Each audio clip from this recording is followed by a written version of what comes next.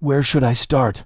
I can guess that the catalyst for all this was clearly the event that happened yesterday. While I was wasting time at home, I received an email. Announcement. Space Survival Development Team is currently recruiting closed beta testers for the sequel. If you wish to participate, please click the Accept button below. Space Survival. It's a survival RPG game where you choose one of the various races existing in the vast space, and you survive, explore, and evolve. What caught my attention here was the various races. Ever since I was young, I've been fond of aliens, monsters, and different species. Space Survival was a game that brought my fantasies to life. Sometimes I became a metallic gremlin, tearing apart human ships, and other times, I transformed into a mutant monster, slaughtering enemies on the ground. At times, I even led a hive-minded organization to conquer planets.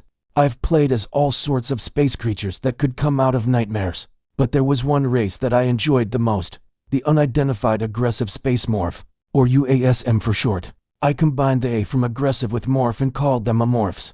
Amorphs were space monsters inspired by creatures from the classic film The Thing, capable of acquiring genetic information from their victims to enhance themselves. They had no limits to how strong they could become, which might make them seem like overpowered beings at first glance. However, due to their incredibly challenging survival difficulty and the inherent risks of their race, they had a notorious reputation. In essence, they got stronger over time, but they were extremely weak in the beginning, making it nearly impossible to accomplish anything. Survival games are all about accumulating resources and skills over time, but Amorphs had a mechanism that went against this flow. Dying repeatedly in the early stages reduced the opportunity to get stronger, and if you couldn't get stronger, you'd keep dying in a vicious cycle. Nevertheless, one could argue that you could overcome this through effort and skill, but Amorphs had a fatal flaw that made it difficult. They couldn't communicate or cooperate with other races. According to the game's lore, Amorphs viewed other races as living prey or genetic material to be collected. Invite. The game developers actually implemented this in the game.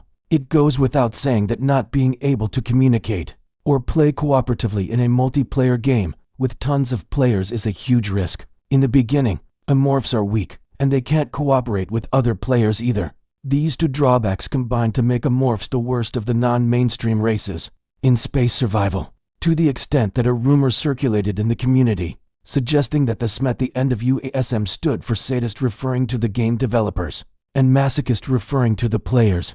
It could even be considered an accepted fact. So, why did such a trash race become my favorite? The reason is simple. It's because they were a race that could evolve and grow stronger freely based on choice and will. Well, besides that, I also have a liking for aliens.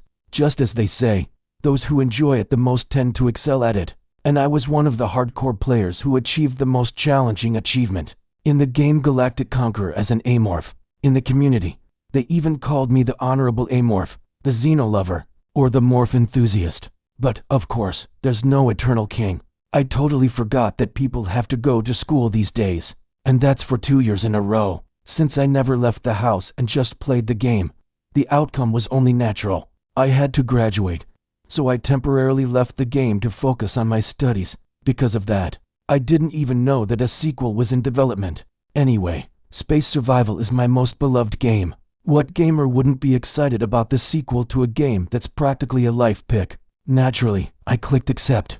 The result is this. I raised my second right leg to scratch my forehead, covered with a shell. As I scratched, my back started itching again, so this time, I decided to use my fourth left leg. As I scratched my back, a translucent scale came off the tip of my toenail. If someone were to ask how a human could have 4 pairs of legs, I could respond like this: because I'm not a human. I sighed as I looked at my first front leg in my hand, and in response, the sensory aid device hanging from my chin wiggled as if in harmony with my sigh. The shape of my hands was far from that of a human or a mammal. My long, slender limbs were divided into 3 segments, reminiscent of the legs of a spider or an arthropod. At the tips of my legs, 2 claws served as fingers, looking quite cute. I hoped these weren't my hands, but the claws seemed to move in response to my will, as if urging me not to ignore them. Shifting my gaze along my legs, my body had a sleek, elongated form like that of a snake or a lizard. My back and belly were covered in a tough shell, which gave them a hard, unyielding feel. In contrast, my sides were made up of soft flesh, Unlike the rigid carapace, I had 3 pairs of legs, similar in shape to my front limbs, sprouting from my sides. Finally, at the rear, a thick, flexible tail extended. At the tip of the tail was a sharp stinger, my only weapon. I knew the identity of this small and bizarre creature, the favorite race in space survival, the Amorph, beings with boundless potential who made me the ruler of the galaxy. As a hatchling, race, unidentified aggressive space morph, status, hatchling, objective, survive, special trait, super sense. In the vast expanse of space, in a universe where all sorts of monsters and transcendent beings were at play, I had possessed the weakest creature of all. I guess it won't help to think about it. I decided to stop feeling discouraged at this point. It's not because I'm more optimistic than others that I take things lightly. Amorph is a combat species with strong vitality, but not during hatchling times. All I have are possibilities and potential. Right now, I'm just a fragile being that will die if I don't eat something within an hour. So I need to move diligently before my remaining energy runs out. Where I am now is inside a massive metal structure. I'm well aware that it's a spaceship made of alloy, swimming in the sea called space. Looks like something out of Megacorp or Strunion. Either way, they are not friendly forces to me. Looking around, I saw a stack of containers about 3 times the height of a person. Plastic boxes were visible between the stacked containers. As my chin-mounted auxiliary apparatus twitched, various pieces of information were implanted in my mind. A fascinating sensation. Experiencing the super sense that used to be implemented in the form of a mini-map in the game was completely different when felt directly through my body. Smells were heard like sounds, and sounds were seen, mixing the senses together to convey information. It was a sense that allowed me to perceive everything within its range simultaneously. At the tips of my claws, I could feel the vibrations generated by the fusion engine. The faint smells of various elements like oxygen, carbon, and more mixed in the air stimulated my auxiliary apparatus at its tip. The auxiliary apparatus extracted the fact that there was something edible among the various smells, and transmitted it to my brain. My top priority now was nutrition. The fact that food was not far away was reassuring. My 3 pairs of legs moved towards the prey as they stepped on the cold metal plates. Each time my claws touched the grating-style floor, it made a squeaky sound. I passed through the forest of containers and reached the plastic boxes. Using my claws, I climbed up on top of one. Upon reaching the top, I noticed that the box had a lock that required a password to open. It's a password, let's see. I leaned close to the number plate, and as my auxiliary apparatus twitched, fingerprints on the surface flowed into my mind. 1234, really? Even in the space age, the security level was this low. I pressed the button firmly with my front legs. A sound from inside the box indicated that the lock had been released. When I opened the lid, there were vacuum-sealed calorie bars stacked inside. I pulled out one from the top. With a simple tear using my claws, I took a bite. The texture was like chewing on a rubber eraser. But the game's tooltip had mentioned that it was designed exclusively for nutrition, and it seemed to be true. Well, at least I succeeded in replenishing my nutrition. It didn't taste good, but the high-calorie content made me feel energetic all the way to the tip of my tail. As I was about to take another bite, something caught my senses. My tail moved like an arrow and quickly pierced through the unknown object. A cockroach. The sharp fangs were lodged in the cockroach. It struggled to escape, but eventually fell limp. I devoured the cockroach as if possessed. Its exoskeleton broke as it was crushed between my teeth, and its juices sprayed. It was a juicy creature, seemingly well-fed and grown. After I finished eating it, a different message appeared in the text box from before. Predation effect activated. Successfully obtained wings genetic essence from cockroach. Extracted the wings from the biological characteristics of cockroach. Do you want to apply the wings? Oh, getting a genetic essence this quickly is quite lucky. Genetic essences can be considered the alpha and omega of amorph operations. As it's a crucial element, the more genetic essences you acquire, the stronger you can evolve as a creature. Wings. In a game set in space, wings themselves are unlikely to have any special significance. But this is not a game, it's reality. Considering that I'm a gliding caterpillar, this trait is closer to being useful rather than bad. It allows me to establish dominance when hunting and provides an advantage in escaping. Accept. Trait application in progress. It felt like something was squirming on my back, and wings with the smooth and elastic texture characteristic of chitin grew. Application of wings trait complete. Good. I decided to test my wings. How should I move them? Unlike legs, wings are not a familiar part of the human body. Still, since they grew on my back, I tried exerting force around the dorsal area, feeling as if I was moving the area around the pectoral muscles. It was the right approach, as the wings flapped slowly. Energy consumption is more severe than I thought. After trying a few times, I quickly understood. Flight consumes a considerable amount of energy. I stopped moving my wings and cracked open the calorie bar. To fully utilize the wings, I need something more. Having acquired wings was a welcome development, but there were other crucial abilities I needed to obtain from the cockroach. These abilities were essential for smooth and comfortable survival. First goal is set, I thought as I chewed on the calorie bar. I needed to become a cockroach killer. In my younger days, I read a story like this. A man named Jonah tried to escape God's command and was swallowed by a whale in the sea. If he were an ordinary person, he would have died. But Jonah, being under God's protection, did not die. He stayed inside the whale's belly for 3 days and then escaped. After that, Jonah faithfully followed God's words. The reason I brought up this old story out of the blue is that my situation is somewhat similar to Jonah inside the whale's belly. I'm also wandering inside the belly of a steel whale, floating in zero gravity, searching for cockroaches, stuck to the wall. I waited, and a cockroach passed beneath me. My tail became a fishing hook, and I caught it. Gently but forcefully, my tail rose, like a fisherman pulling up a net. The cockroach, hanging at the end, sensed its fate and struggled to escape in any way it could. It doesn't work like that. Sharp fangs pierced the cockroach's head. My small but sharp teeth moved continuously to prepare the tough outer shell and thick flesh for digestion.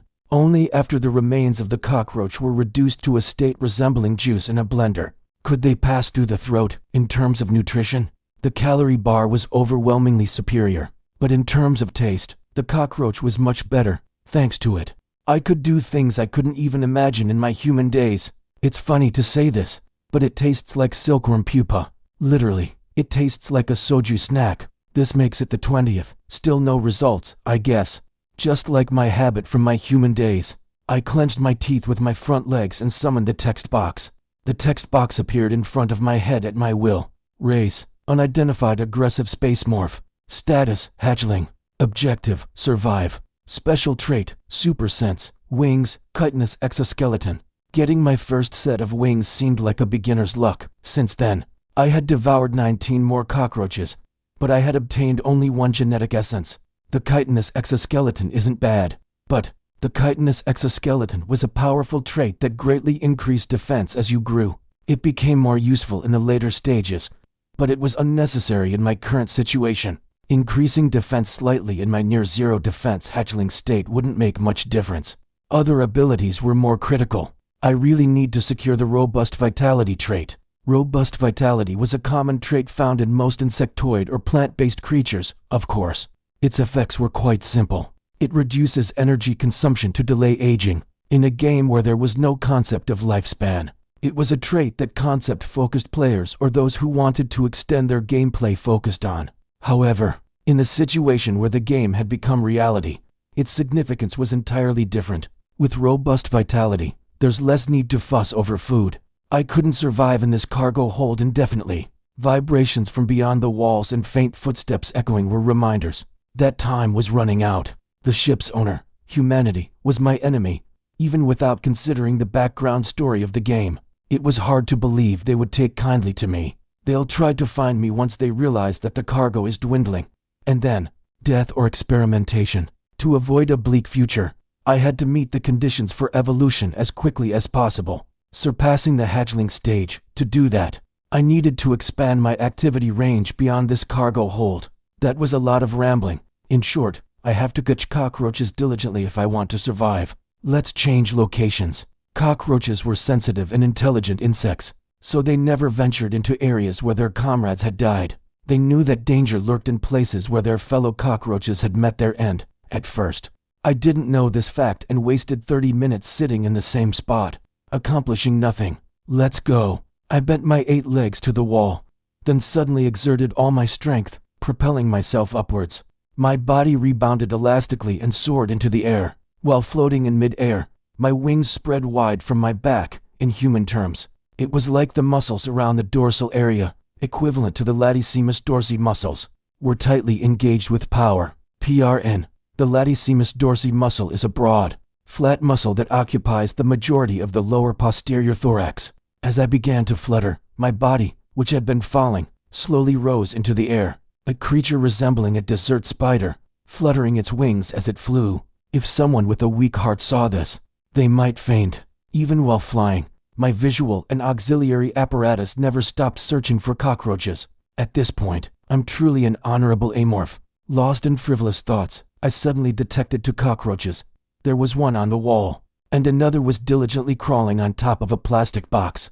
I decided to catch the one closer to me, the one on the wall. I adjusted the angle of my wings, and my body turned in the direction of the cockroach. The cockroach seemed to be lost in thought or distracted, completely unaware of my approach. I grabbed it with my front legs, like an eagle snatching a fish. Before the little one could escape between my claws, I swiftly grabbed it and popped it into my mouth. Its seemingly pristine exoskeleton shattered, and juices along with bits of innards spewed out from its side. With one more left, I held it in my mouth, eyeing the next target. Oh no! The one near the floor noticed me. It scurried down beneath a box, with its small body and its legs pointed towards the floor gap. Once it slipped through the crevice in the alloy sheet, my hunt would be over. I can't let it escape. I pushed the wall with my 4 pairs of legs to secure thrust and shot towards it like an arrow. The creature was already probing the crevice with its antennae and head. As soon as its lower half was visible, I landed like a missile,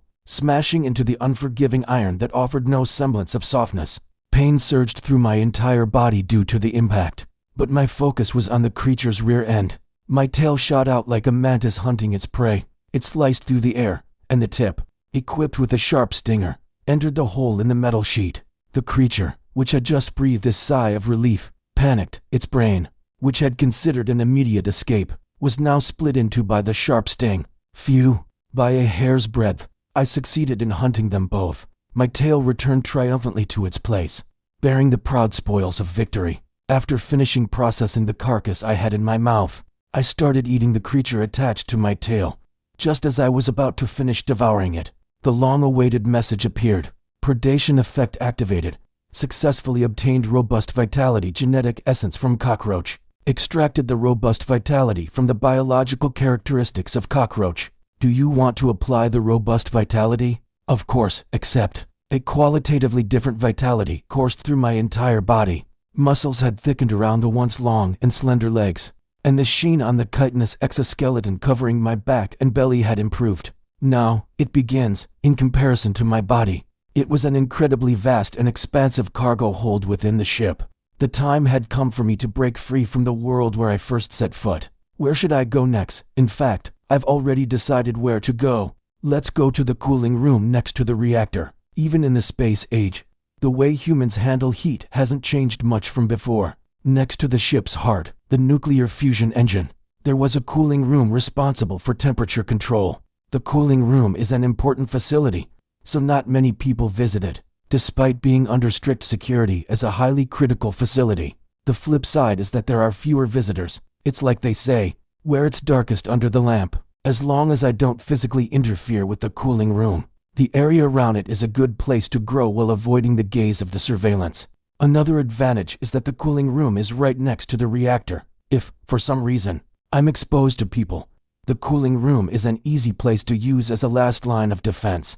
If things go south, I can always destroy the reactor and the cooling room and make my escape.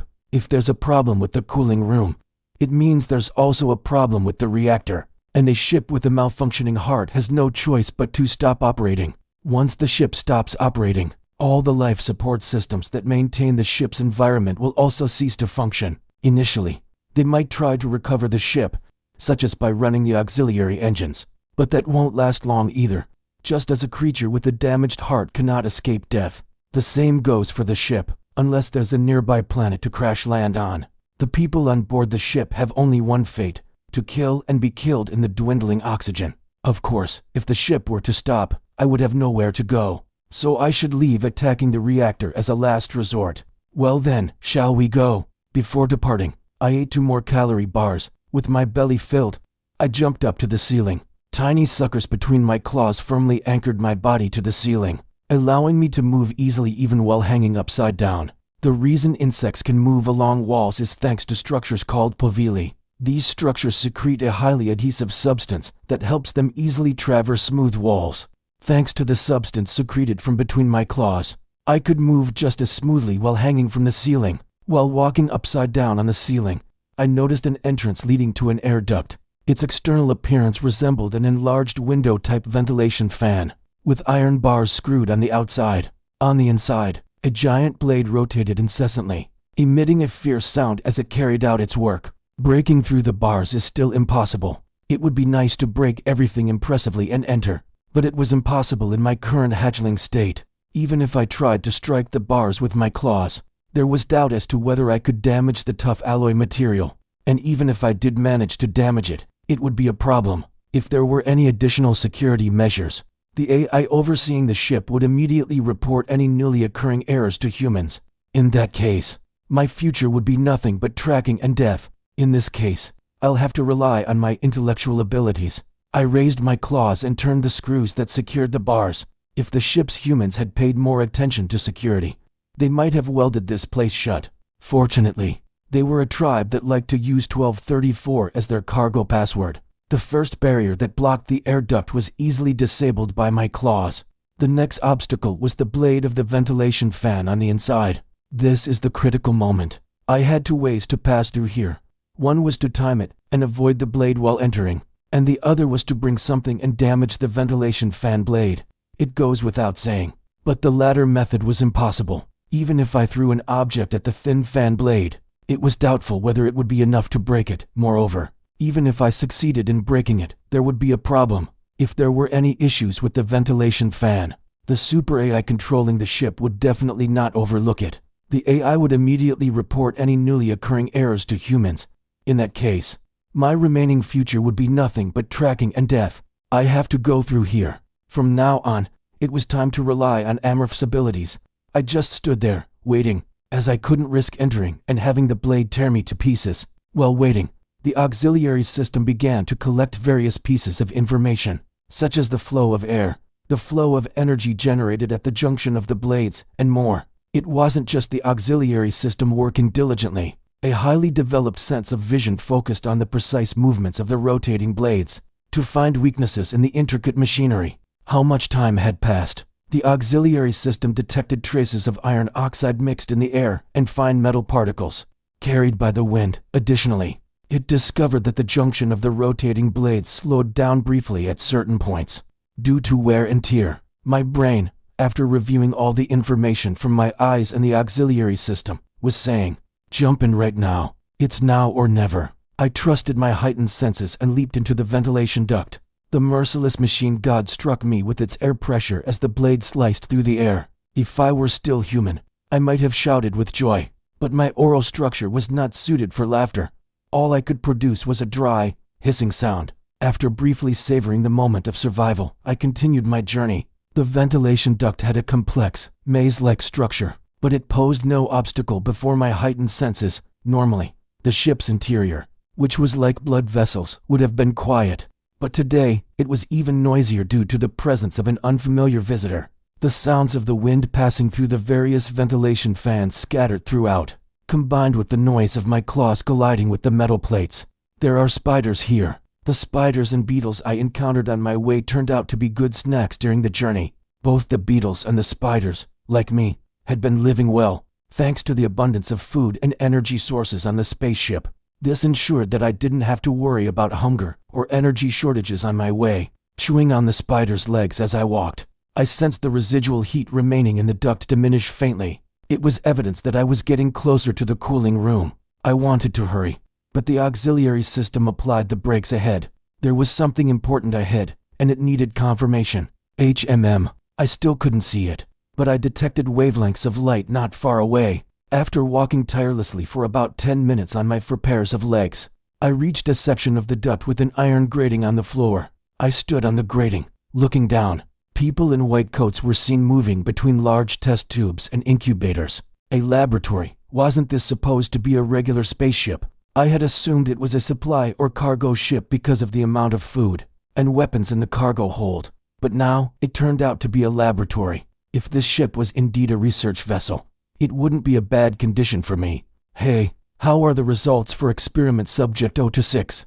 It's another failure. TSK. The research officer is going to lose it again. She's an Earthling, after all. The captain can't help but spoil her. Sigh. Let's call it a day. After confirming that the two men left the laboratory, I unscrewed the grating and descended below. They look like Megacorp types. Megacorp was a human faction that had thrived around the solar system, a race loosely inspired by Earthlings, according to the lore. They were governed by massive corporations instead of governments, and most of their members were extreme materialists. While most human factions in the space survival game tended to be neutral, Megacorp leaned more towards a villainous alignment, perhaps due to their lore. There's no place other than Megacorp where they'd modify healthy individuals into slaves. Megacorp captured and modified people who were either poor or members of other alien races through a process known as employment. It was one of the unique racial traits of Megacorp, and in the game, players often found themselves actively using it because of the significant advantages it offered. In the game, of course. In real life, why would anyone do such a thing? The air in the laboratory was thick with the scent of blood. What should I do? The auxiliary system had provided me with the location of the refrigerator, where the genetic samples were stored, but I couldn't make a hasty decision. When I eat is the crucial factor. For Amorph, collecting genetic essence wasn't just about gathering genetic samples. It was about when to consume them. To move beyond the hatchling stage, there was one essential condition: consuming a living sentient being. In other words, to evolve from a hatchling, one had to kill a person. Killing a person. In the game, killing people was no problem. But could it be done in reality? Even if you thought you could easily do it now, when faced with it in reality, hesitation could be the end. My body was in such a fragile state that it had to be done with a single blow. I should also refrain from causing a commotion here until I'm prepared. As much as I desired the genetic sample, eating and clearing it here would leave me unable to evade pursuit. Conquering the laboratory would only happen after I had killed and consumed a person. Let's see what's here today. My path would greatly change depending on the purpose of this research ship. If it specialized in terrestrial combat mutant soldiers or studied Hulk mutants, I could secure a robust body and combat abilities. On the other hand, if it was a place experimenting with space elves or cultist psychic abilities, I might gain powerful psychic powers. Personally, I'd prefer the cultists, but it might be unrealistic to get psychic powers from the beginning. I began using all my sensory organs to examine what was in the laboratory. Unlike the dark and dingy cargo hold, the laboratory was surrounded by clean white walls.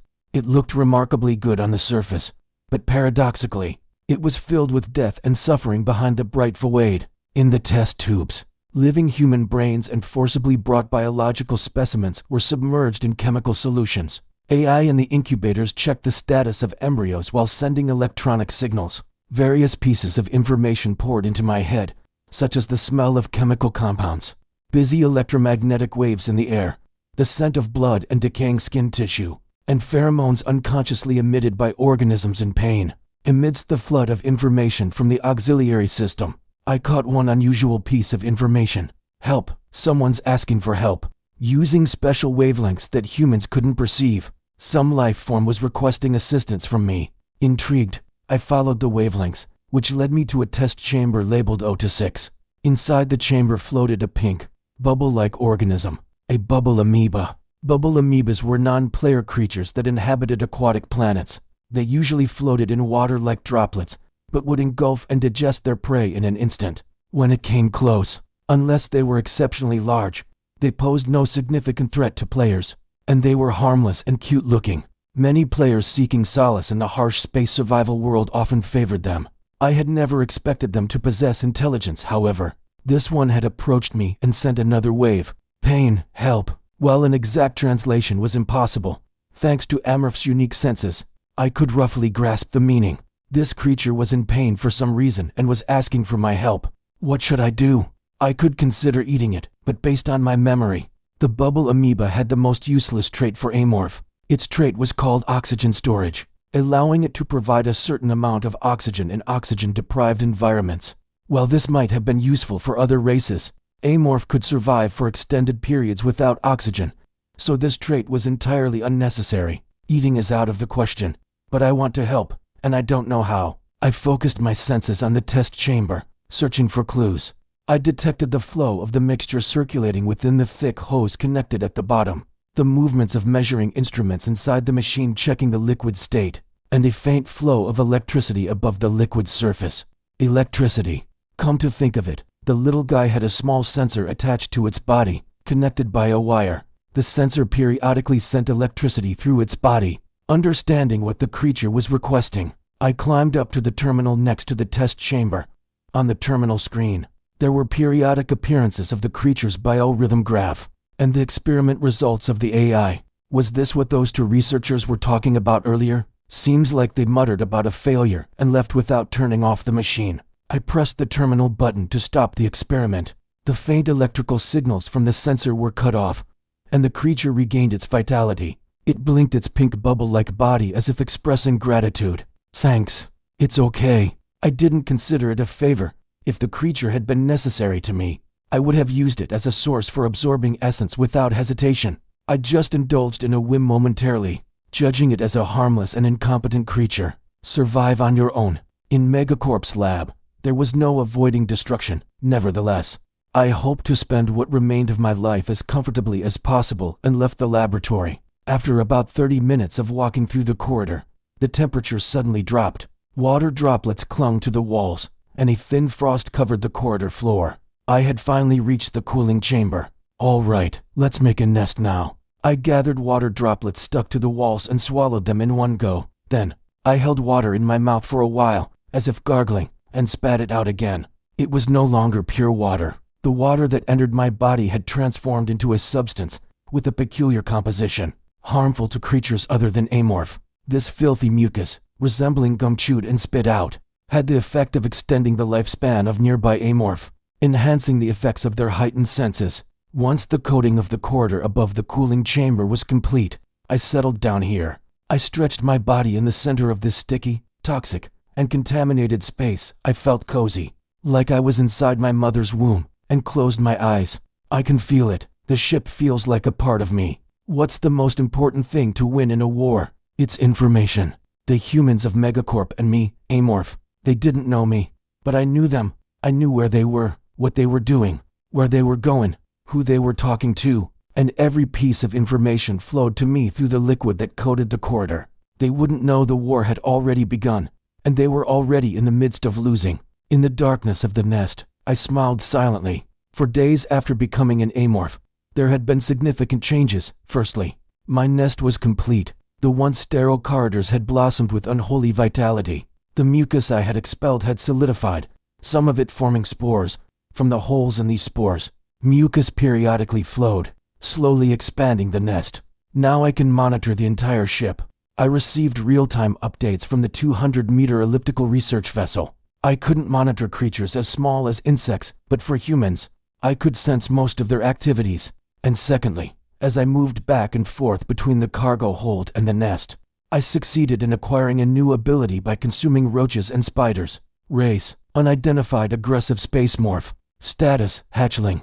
Objective, survive. Special traits, super sense, wings, chitinous exoskeleton, robust vitality, paralyzing stinger. The paralyzing stinger was a new ability I gained from the spiders, although it became less useful later on in the game as we encountered creatures made of energy, or metallic entities. It was quite effective in the early stages. It's a perfect ability for me, who needs to hunt the strong with a weak body. I concentrated my consciousness on my tail, and a drop of yellow liquid fell from its end. With this, I could easily subdue a single adult human. It only lasted for about 5 minutes, but that was enough time to kill someone without any trouble. I expressed my gratitude to the spider, not only for providing me with sustenance but also for this valuable gift. Then, I contemplated my next steps. Most of the ship's crew currently on board consisted of 222 people. Among them, 96 were soldiers and officers responsible for ship defense, while 21 were high-ranking personnel in the command section. The rest were civilians, including researchers, technicians, and cooks. The problem is, who to target, I pondered. Initially, I considered targeting the captain to disrupt the chain of command. However, upon further consideration, that didn't seem like a great idea. There were officers who could step in for the captain, making it challenging to inflict significant damage. The most important person who's irreplaceable on this ship There were only 2 individuals who met both criteria, the Chief Medical Officer and the Chief Research Officer. Of these, I prioritized the Chief Research Officer. The reason was simple. She's crucial to my survival. After observing the lab for several days, I came to a conclusion. The Chief Research Officer's name was Kisaragi Yujin. When I killed someone earlier, she was the only person who could create a tracking device immediately. 2 days ago, one of the subjects escaped, but she managed to create a tracking device within 2 hours, successfully capturing the escapee. That creature almost got me because of her. If it had used the ventilation shafts, I would have been in danger, but thanks to its fleeing elsewhere, I could overcome the crisis safely. Since the incident with the escaped subject, Kisaragi Yujin has moved up in my list of potential threats, and she has an oddly good sense for a human, I noted. Once, she nearly caught me by staring at the ventilation shaft I was in. Afterward, I had to relocate frequently whenever she appeared to sense my presence. I wonder if she has psychic powers. Psychic powers, a concept similar to commonly known telekinesis, telepathy, mind control, and other psychic abilities.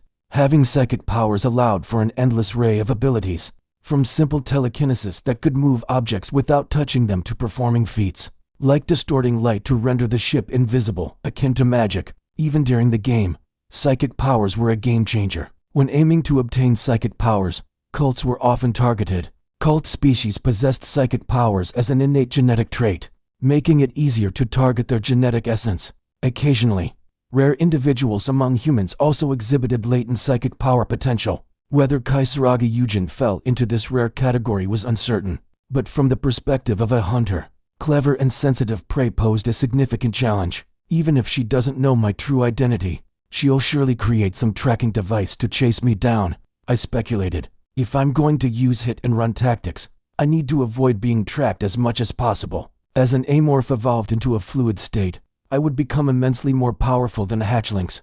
However, I couldn't engage the ship's soldiers in direct combat until I had secured enough genetic essence. Until then, guerrilla warfare would be the strategy.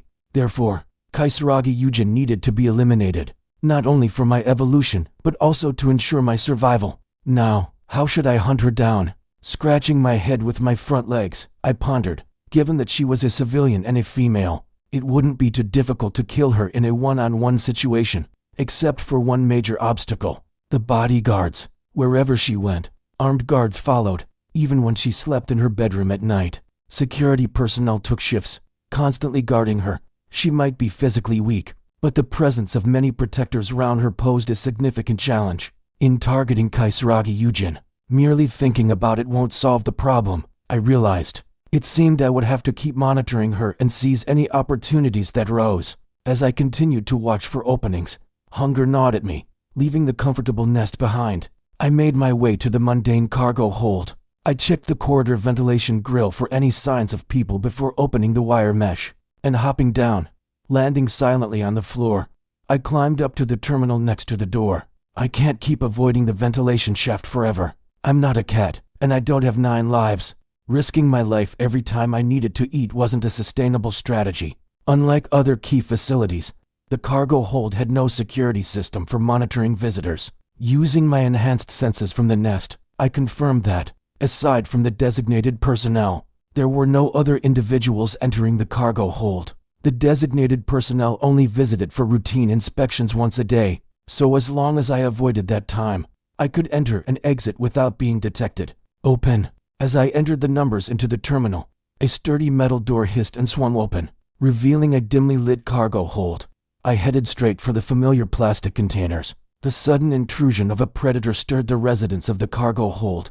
The scent of corrosion, the pheromones released by the approaching threat, and the sound of tiny insects skittering on the alloy floor to warn of the predator's presence, all mixed together. Enjoying stimuli from the hidden world that only I could sense, I climbed onto the boxes. Just as I usually did, I retrieved 2 calorie bars from the box. I consumed one on the spot, tearing open the wrapper of the other with my front legs and holding it in readiness. Shall we go? I stored the remaining wrappers neatly in the box and left the cargo hold. Retracing my steps through the corridor, I headed back towards the laboratory. Upon reaching the laboratory, I went straight to experiment subject 26. The collapsed bubble amoeba greeted me with ripples when it saw me. Not only through greetings, but also through its glowing body. It expressed happiness, which made me feel good as well. I brought food again today. Food, it replied, as it quivered and shone even brighter this time.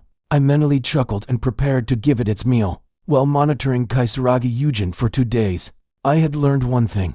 An experiment was underway in the laboratory to awaken unknown traits latent in bubble amoebas. I didn't know what abilities this seemingly harmless mascot possessed, but the researchers seemed quite confident. During the game, there weren't any special abilities. Is this one different? Or is it because the species has changed?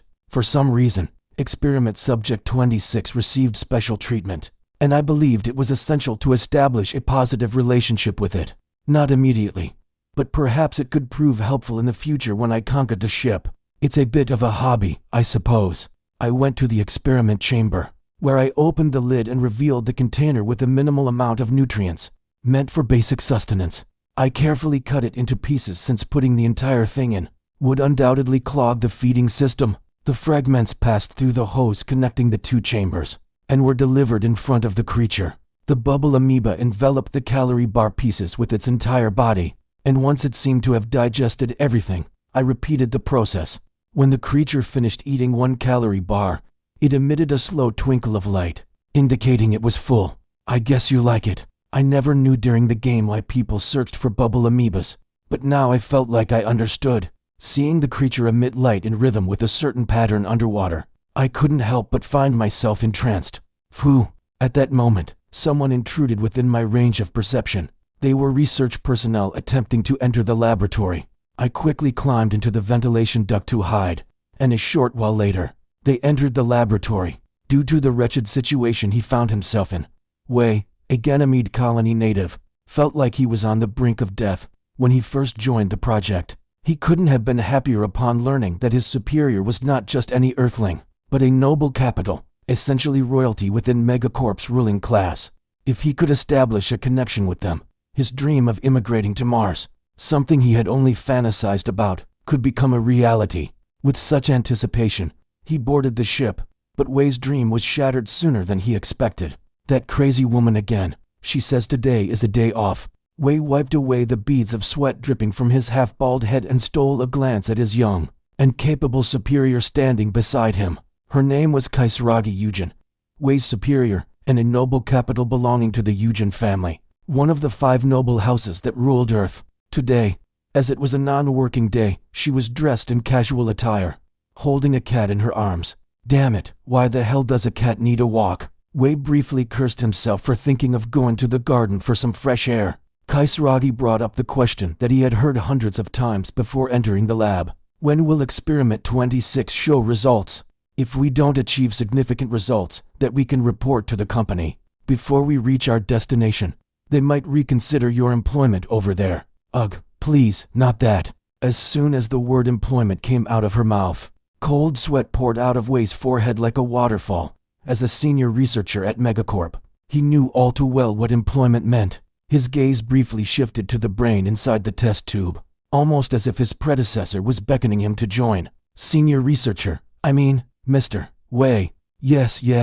Kisaragi, who had been giving him a cold look, suddenly changed her expression and began to comfort him with a gentle tone. I don't wish for such results either.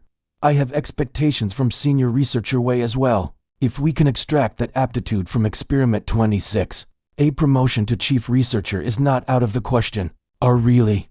Yes, at the very least, chief researcher, and if things go well, we might establish connections with Mars. They have a keen interest in this project, after all. Upon hearing her words, Wei's eyes lit up. He decided to tell her about a method he had only contemplated, but never attempted. Well, there is one remaining method. What is it? I want to try administering psionium. Psionium? Are you talking about the drug made by Star Union? Yes.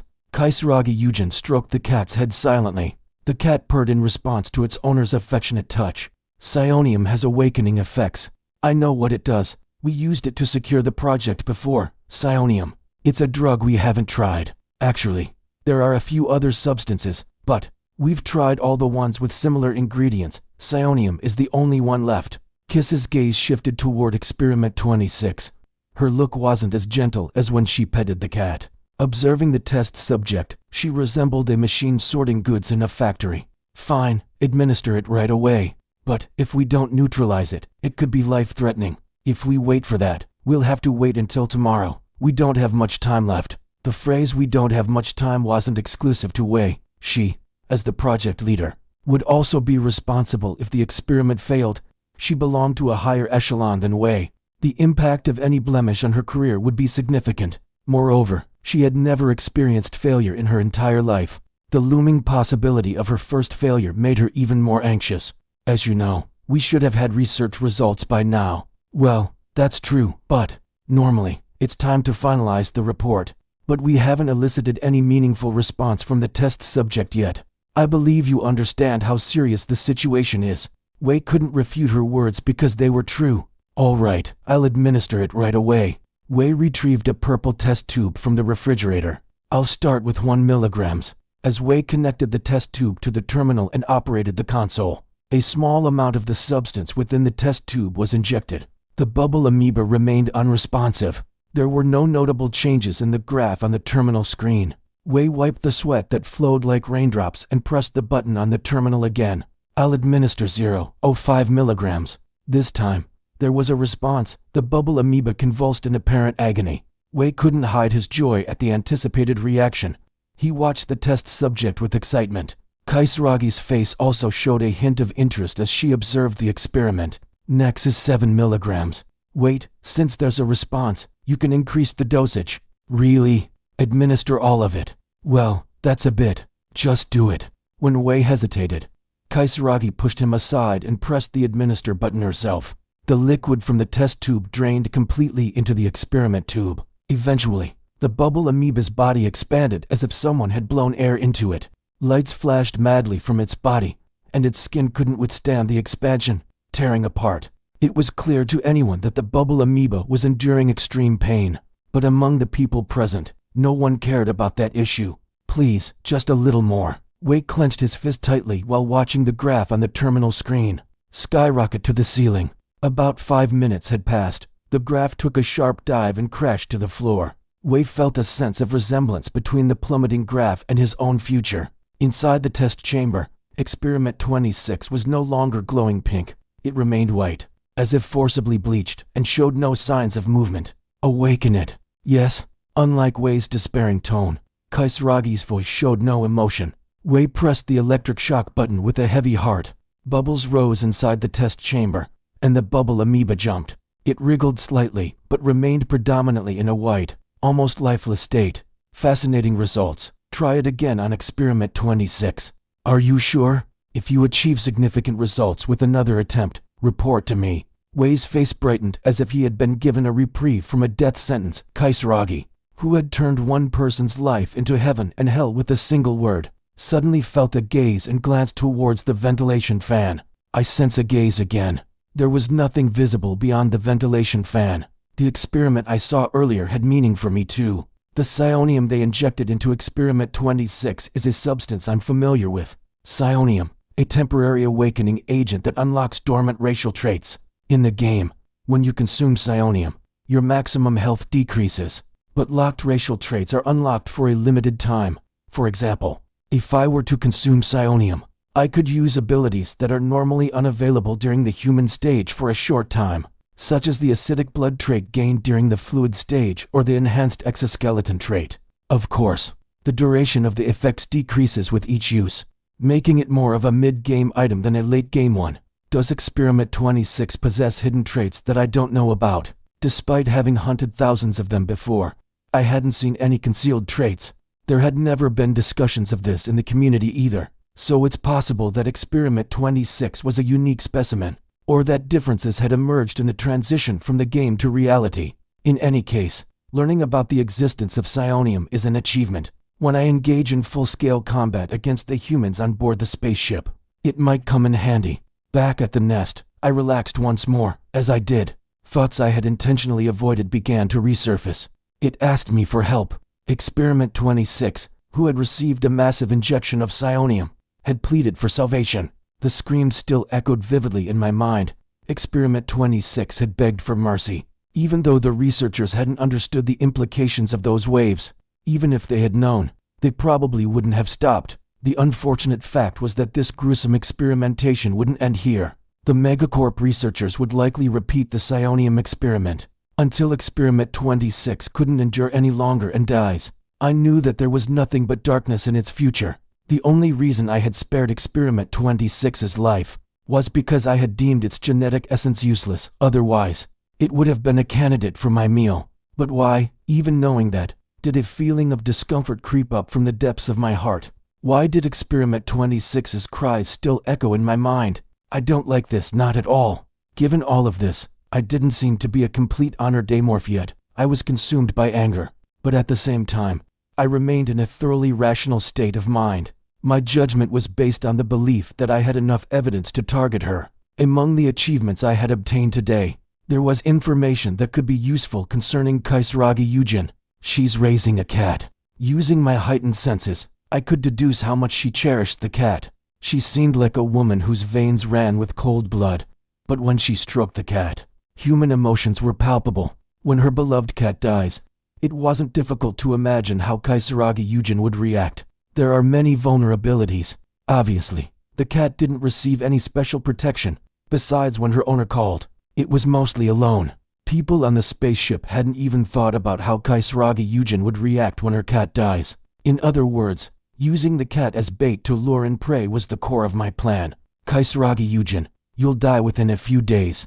Fueled by burning anger and icy calculation, I pronounced her death sentence. Once the decision was made, all that remained was action. I had spent 2 days observing and investigating the cat's daily routine. After thorough analysis, I came to one conclusion: truly an emperor. I'd wager that even the captain of this ship wasn't as comfortable as this cat. For 6 days, I had been observing the crew, and most of them had a below-average standard of living. For example, the meal menu consisted mainly of low-cost foods, such as synthetic meat and genetically modified grains, with no other advantages. On the other hand, this cat eats only meat every day, thanks to its excellent owner. And not just any meat, but freshly butchered, high-quality meat. This ship had an agricultural area responsible for farming and livestock. It was a place designed to provide gourmet cuisine to the ship's elite and visiting dignitaries, and they were sparingly offering such precious meat to a mere cat. Seeing this, Kaisaragi Yujin is definitely not an ordinary person. She might be a Martian aristocrat, a prime capital of the Megacorp, or perhaps both. Both were powerful factions within the Megacorp, each exerting dominance over a planetary region. Troublesome social classes. Both classes had extremely high levels of pride and never forgot any grudges. Even the smallest grievances would be remembered, and they would later seek ruthless revenge, often many times over. This had made playing the game quite challenging. Even if I were to kill someone other than Kaisaragi Yujin and escape from the ship, she wouldn't forget me. She would somehow find me and try to kill me. Another reason to kill her. In any case, her status as an owner was one thing, but the crucial question was how to kill that cat. Meow. The cat yawned as if bored, looking at it lounging on the top-grade cushion. There was no other like it. This was Kaisaragi Yujin's bedroom. I was currently in the ventilation duct connected to the wall near the bedroom floor. I had been watching that lazy creature through the mesh for a while, and the sight of it being so sluggish made me sigh involuntarily. It looks dull, so killing it shouldn't be too difficult. Unlike dogs, cats had retained their wild instincts even after becoming domesticated livestock. They were also naturally excellent hunters, so I expected it to be a formidable opponent for someone like me, who was merely in the hatchling stage. Of course, it wouldn't win in a fight, but significant bleeding was inevitable. However, seeing it in person made me realize that I was worrying unnecessarily. Looking at its chubby belly, I couldn't help but think it would be delicious. More than anything else. The problem is that it's too lazy. Most of its time was spent rolling around on that cushion. Except when eating or going for a walk in the garden with its owner, it didn't move at all. Still, I can't kill it right here. The amusing fact was that this place had better security than the cargo hold. To the naked eye, the ventilation duct I was in appeared no different from other areas. However, with my heightened senses, I could tell that the bedroom's owner paid extra attention to security, to the extent that it might seem obsessive-compulsive. Laser signal transmitters installed throughout the area were monitoring for illegal intruders. What if I were to enter the room? The AI would immediately inform the guards outside about the presence of an unknown intruder. Then, I'd be finished. They wouldn't even need to use a gun. The guards would kick me, and my insides would explode, killing me instantly. So, I'm stuck here. The cat itself seemed easy to deal with, but the process of approaching it unexpectedly proved to be quite tricky. In irritation, I carelessly shook my tail. Oh, when my tail hit the wall of the ventilation duct, making a noise, the cat's ears perked up. Meow. The cat sprang up, rushing towards exactly where I was.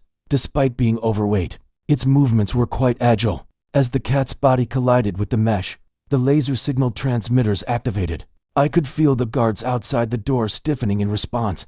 I couldn't stay here any longer. I gave the scratching cat a brief glance and then retreated from my position. Immediately after I left, the guards stormed into the room. What's going on? What came in? Ugh, the cat's causing trouble again. Again. Ugh, just leave it. Ignoring the grumbling voices of the guards, I returned to my nest. I can't believe I made such a mistake. I had come close to putting my life in danger. I couldn't believe I had been so careless. Could it be that this comfortable nest had gotten into my head? Has my body become numb to stimuli because of the comfort? Tempting the cat with my tail. I must be out of my mind. Wait a minute. While I was berating myself, something popped into my head. Fragments of ideas began to emerge randomly, like puzzle pieces falling into place. I methodically organized the thoughts that were coming to me like a jigsaw puzzle. The cat looked bored. Provocation. The reaction of the guards. These were the three key elements. Finally, I had a clue about how to approach and conquer that cat. Cat Caesar was once again spending its time on top of the cushion. When it first left its homeland for this metal monstrosity that reeked of hostility, Caesar couldn't believe it. It scolded its owner, Kaisaragi Yujin, with solemn eyes. But she just ignored its complaints, wearing a somewhat apologetic expression. Caesar was greatly disappointed, but its suffering didn't end there. Its sleeping arrangements were far from comfortable, and the food it received was pitiful. For someone who had lived its entire life eating the finest beef and freshly caught fish, the meals on the ship were unbearable. In fact, Caesar might have fasted for the day, because its owner had knelt down and pleaded desperately. Caesar had no choice but to eat the miserable meat. Before long, Caesar had perfectly adapted to the new environment, making its initial resistance seem trivial. Life on the ship, where there was almost no change, suited its lazy personality well. Caesar stretched in boredom. It was too lazy to move around much, but it wasn't lacking in feline curiosity. Is there anything interesting happening today? Just as it thought so, it heard a rustling sound from beyond the ventilation duct. Raising its head to investigate, Caesar realized the sound was coming from the passage where the wind was blowing. Come to think of it, not long ago, something strange had appeared there and caught its attention. Caesar slowly got up. Last time, it had rushed over hastily and missed whatever unknown presence there was. This time, it promised itself it wouldn't miss it. It cautiously approached. As it got closer to the entrance of the passage, it saw a small object. It was a cockroach, partially severed in half. Despite having no chance of survival, the bug was wriggling and trying to escape. Seeing this, Caesar felt its long-dormant predator instincts awakening.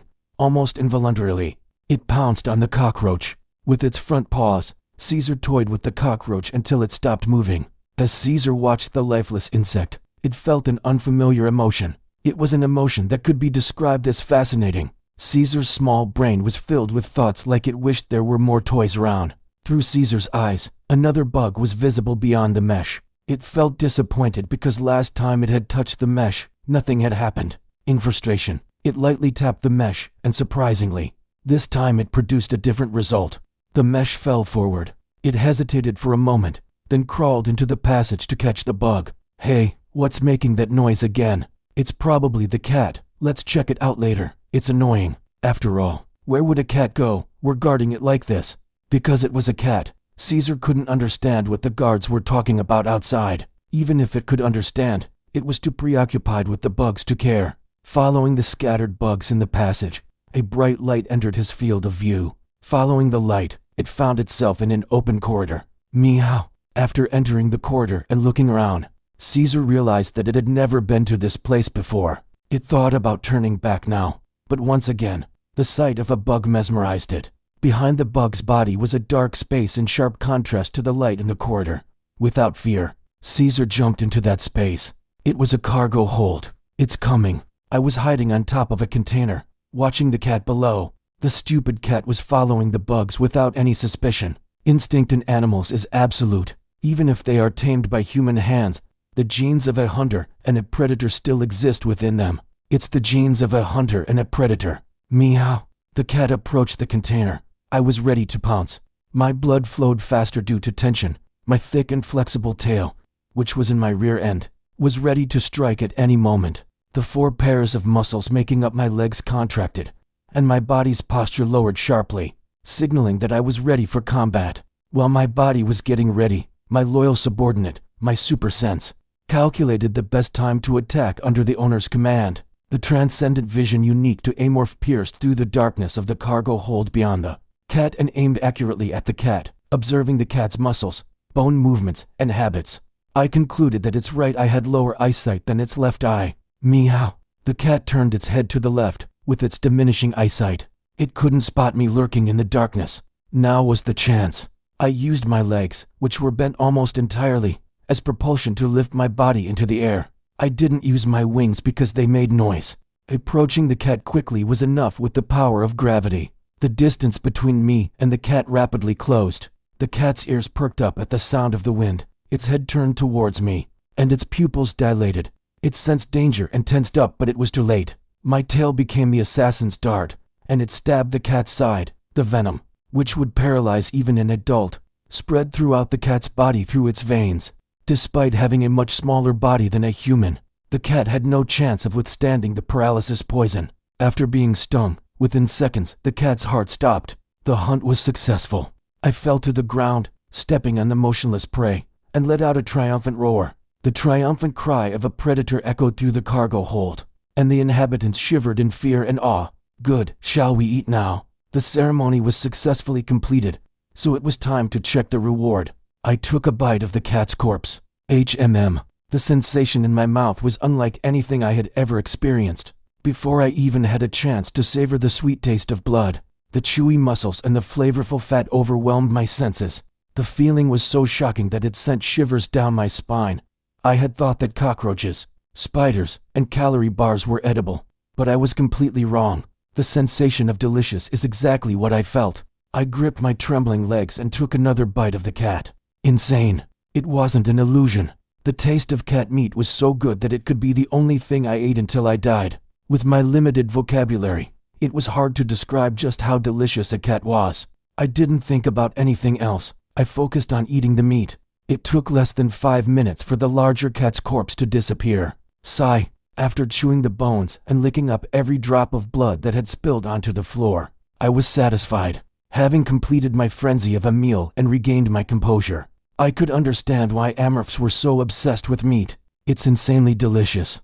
I couldn't help but swear, it was such an amazing taste. Even excluding the goal of collecting genetic essence, if meat tasted this good, I would have sought it out intentionally. As I licked the flesh and blood that had stuck to my front paws in regret, a text box suddenly appeared. Predation effect activated.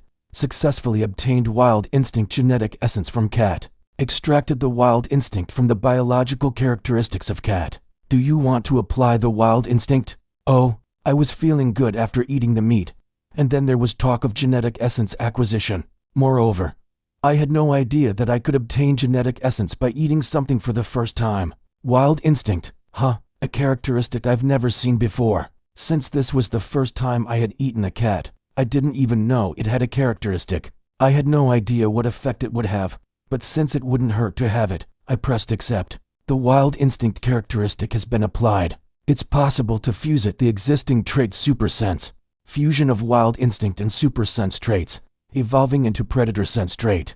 Predator sense, the super sense characteristic is enhanced. It allows you to pre-detect threats in the near future based on available information. Note, exceptional hunters have a knack for reading the future. Huh, I stared at the text box, at a loss for words. Predator sense. I double-checked the characteristics recorded in the text box. Race, unidentified aggressive space morph. Status, hatchling. Objective, survive. Special traits, predator sense fusion. Wings, chitinous exoskeleton. Robust vitality. Paralyzing stinger. I knew that there was a trait fusion system in the space survival game. It was a system that combined two or more related traits into one enhanced trait. There were cases where even seemingly useless traits transformed into powerful ones through fusion. So, I actively used it. I had used it so often that I had memorized all the combinations for fusion in the game. Could there be a trait that I don't know about? I had never seen this trait before, no matter how many times I read it. Pre-detect threats. Traits related to future prediction existed in the game, but they were usually implemented to increase evasion rates. To put it plainly, they were mostly good for show and not very useful. But this is reality. How will it work here? I concentrated my senses on the auxiliary organ, similar to when I used Super Sense.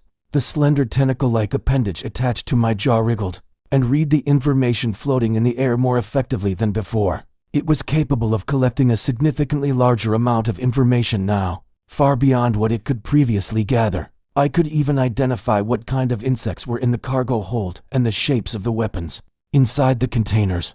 However, the future-seeing effect I had expected didn't activate. It seemed like there was no immediate threat to me. Perhaps it's passive. It being an automatically activated passive ability didn't necessarily mean it was a bad thing. Threats could strike unexpectedly, so having an advantage like this wasn't a disadvantage. By the way, eating mammals sure gives you a lot more energy. My energy level felt remarkably higher after eating the mammal. Besides the energy boost, I also felt significantly fuller. The skin covering my back and stomach seemed slightly tighter. I returned to my nest with a satisfying sense of fullness. According to historians, the origin of Megacorp dates back to when 7 corporations on Earth and Mars conspired to maximize their profits. The government couldn't overlook the merchant guilds overstepping their bounds, so they declared war on the 7 major corporations. Countless people were sacrificed to the extent that blood formed seas. In the end, the final victors were the 7 major corporations. It marked the era when the entire solar system came under the dominion of a single massive corporate consortium, Megacorp. Subsequently, among the 7 corporations that formed the foundation of Megacorp, 5 companies headquartered on Earth became the 5 noble houses of noble capital, while the 2 companies on Mars became the aristocratic prime capital of Mars. Among the 5 noble houses ruling over Earth, the Eugen family had a rather unexpected beginning as a small agricultural company. Eugen's ancestors had recognized the potential of genetically modified food early on, and invested heavily in genetic engineering. Even in the space age, this tradition continued, ensuring that the Eugen family possessed outstanding genetic engineering technology that was renowned throughout the galaxy. The fact that Kaisragi Eugen could become such an exceptional geneticist was largely due to her family's background. From a young age, she displayed exceptional genius, prompting her family to invest heavily in her upbringing. With such a privileged background, she had never experienced any sense of deficiency in her life. Whatever she desired, she obtained without fail, even if she had to wait a little. So why was it so difficult for her to accept the fact that she had lost something she owned for the very first time in her life? When can I see Caesar? The soldiers are searching for him, so if you wait just a bit longer. It's already been 2 hours. Caesar always strictly observes mealtime, so something must have happened. Anyone who knew Kaisaragi would be surprised by her current state. She looked nothing like her usual self. Her well-kept black hair was disheveled, and her usually icy expression was nowhere to be found. Presently, she appeared nothing short of unhinged. Captain Samuel, seeing her in this state, let out a sigh. This is a spaceship. Unless a cat is piloting a rescue ship, he must be somewhere on board. That's why I'm telling you to find him right away. What I mean is that waiting might yield favorable results. Samuel was from Third Capital, originally hailing from Saturn's moon, Titan. He wasn't from the lower class by any means, but compared to the noble houses, he was nowhere near their league. If she asked him to step down from his captaincy, he would have to relinquish his position without question. She held her birthright firmly in her grasp, and he felt as if he were about to lose his mind dealing with her. What's the situation with the guards? They are all detained. Legal procedures can only be carried out upon reaching the destination. Execute them immediately. Yes, Samuel thought he must have misheard. As the captain, you have the authority for immediate executions. Correct. Exercise that authority. Are you suggesting executing someone without due process? Other soldiers might revolt. Executing someone. Samuel coughed nervously as he met her intense gaze. Well, what I meant was, isn't it better to discuss the punishment after the search has made some progress? I don't mean anything else by it.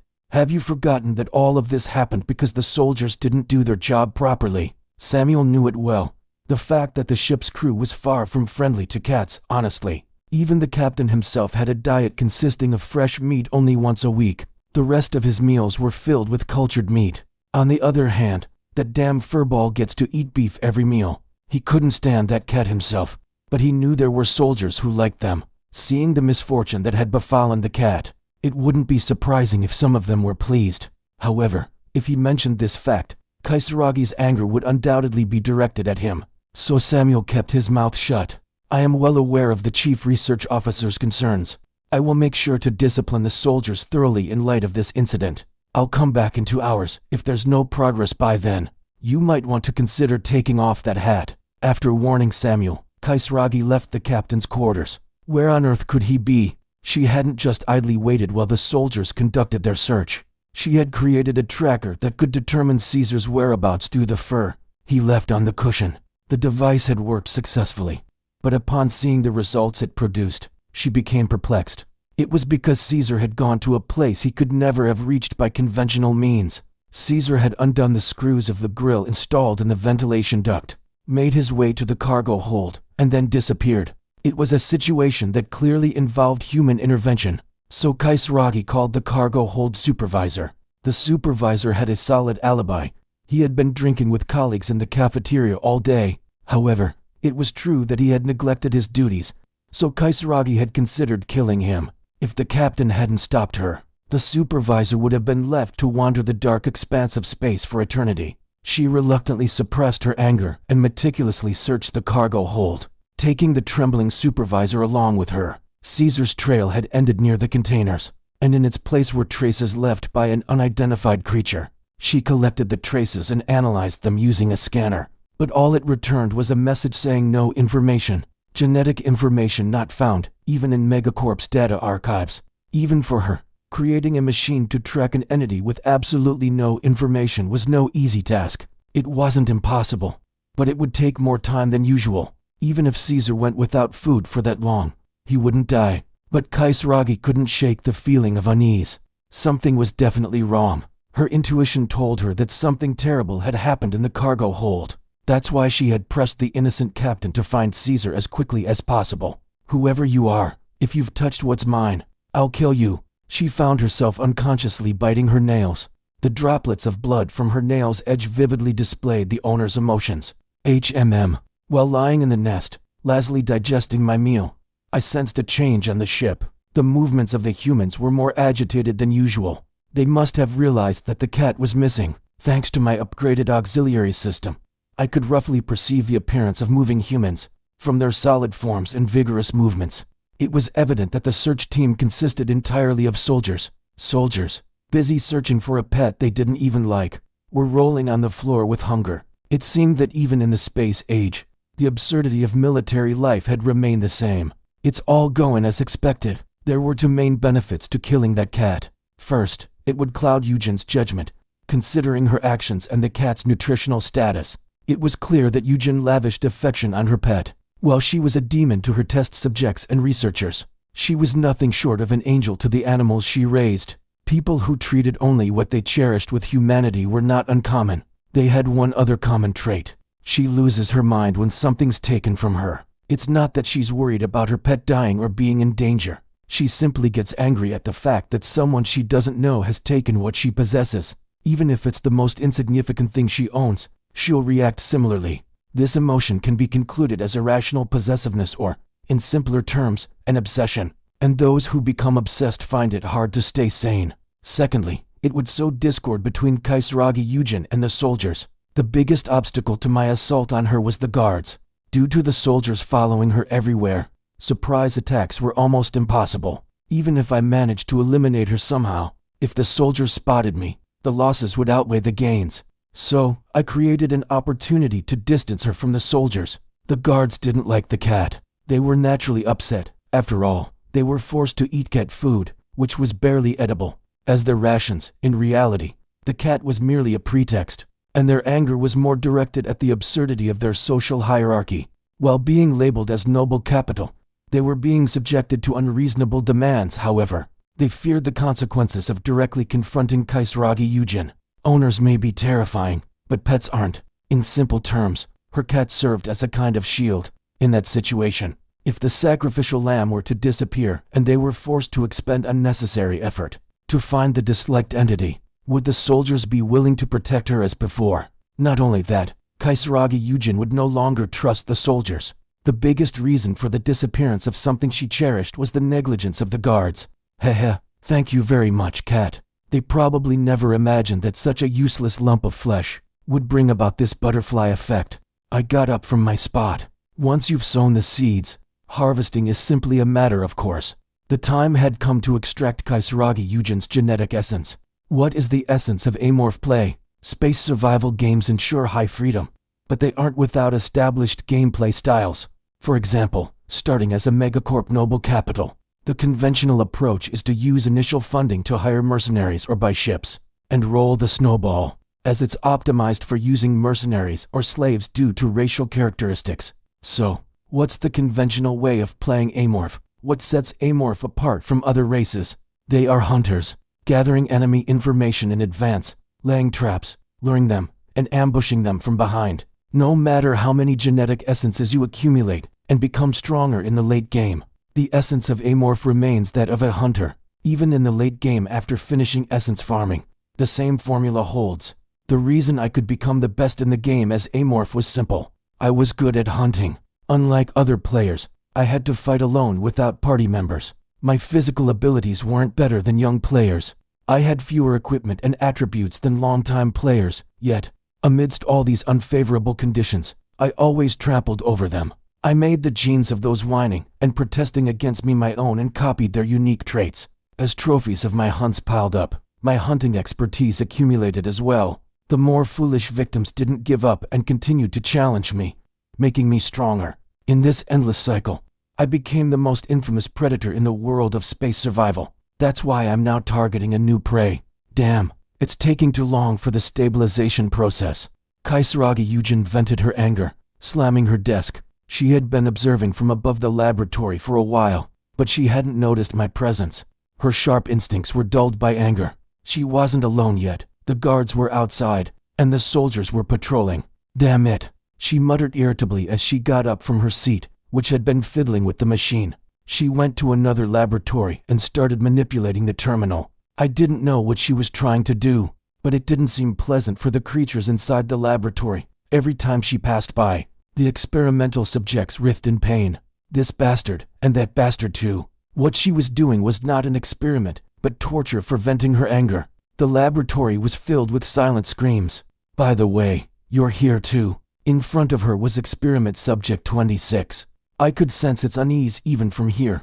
When Kaisaragi pulled out the psionium, subject 26 trembled. Was she satisfied with the fact that the subject was afraid? She smiled distortedly. This is an experiment. She injected all the psionium. Subject 26's entire body was torn apart, and its body color faded in an instant.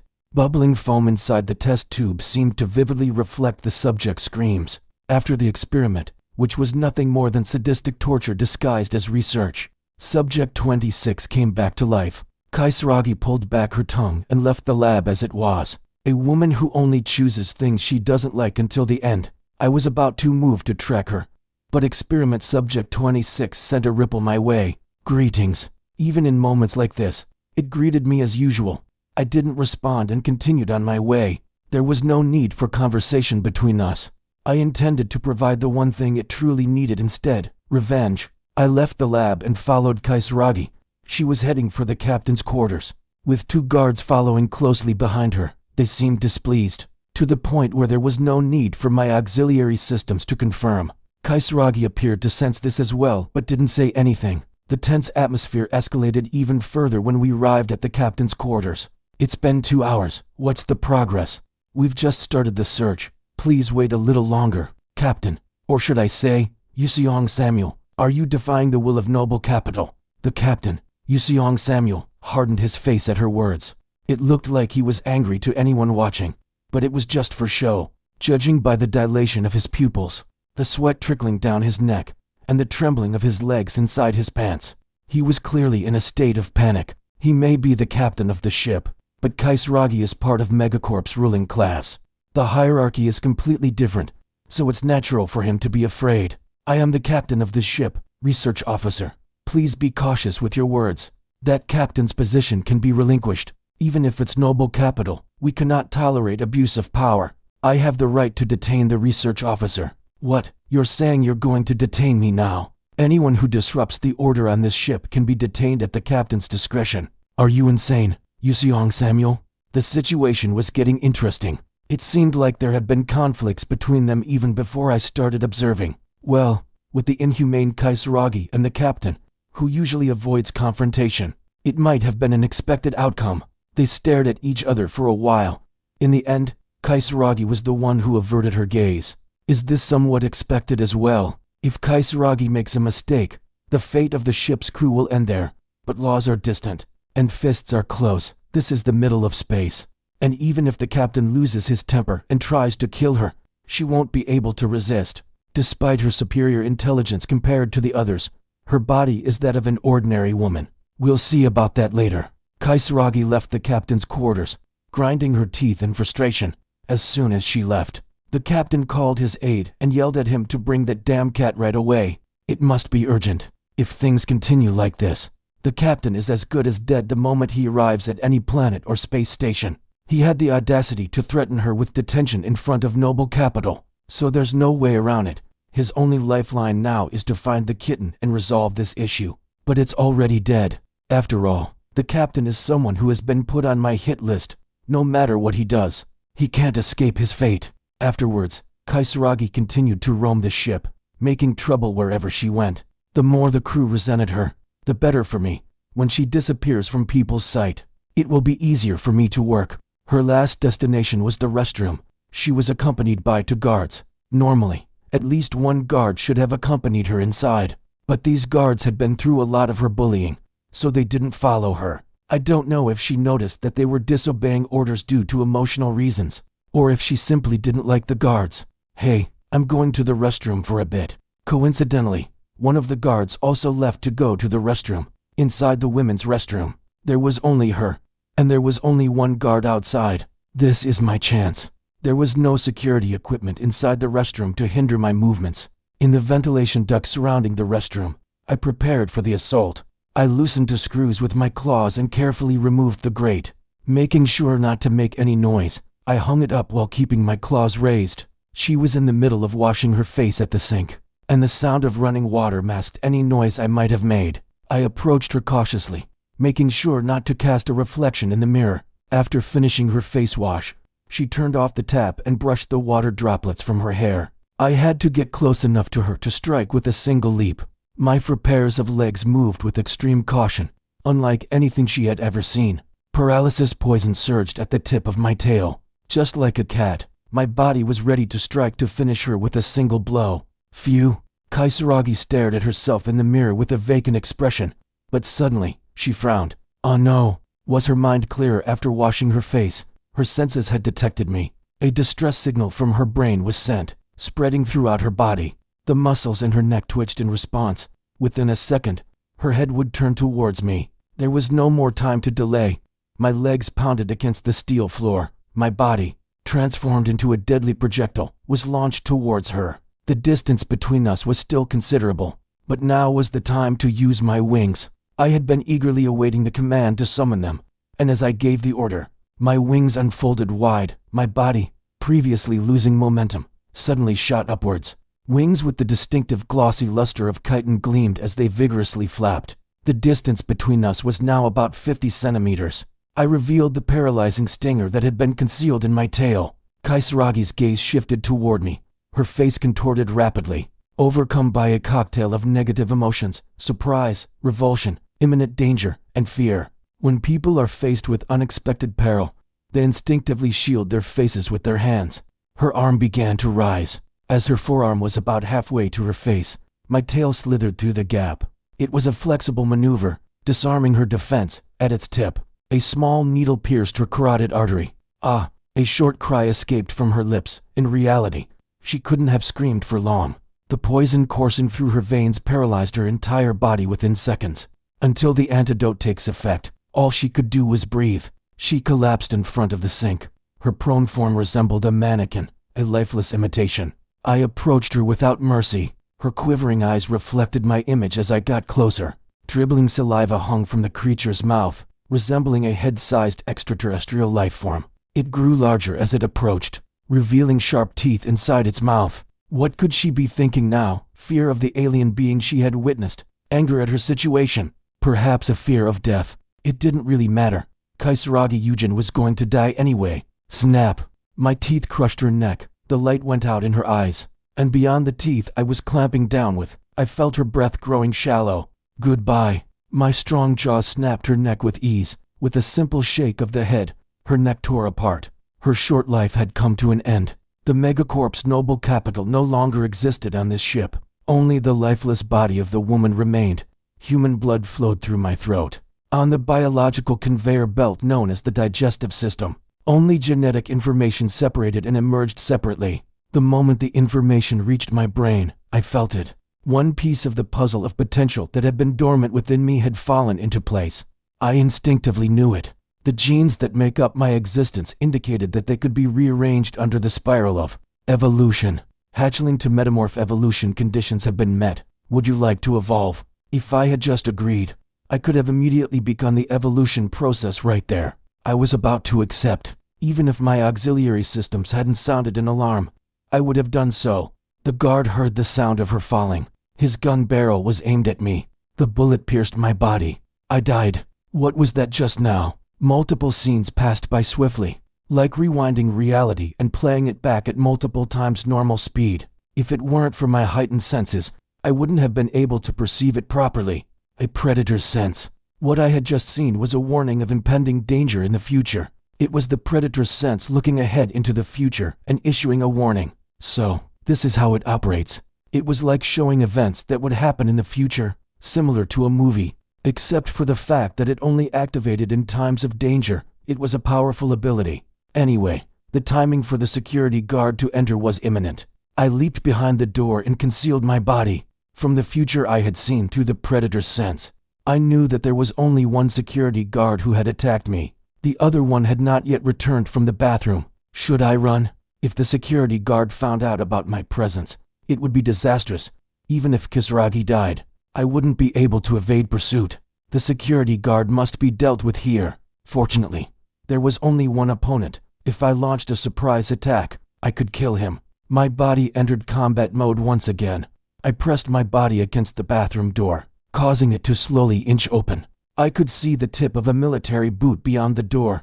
Gradually, his entire body entered the bathroom. Gasp! A voice of surprised human. He was fixated on the corpse lying on the floor.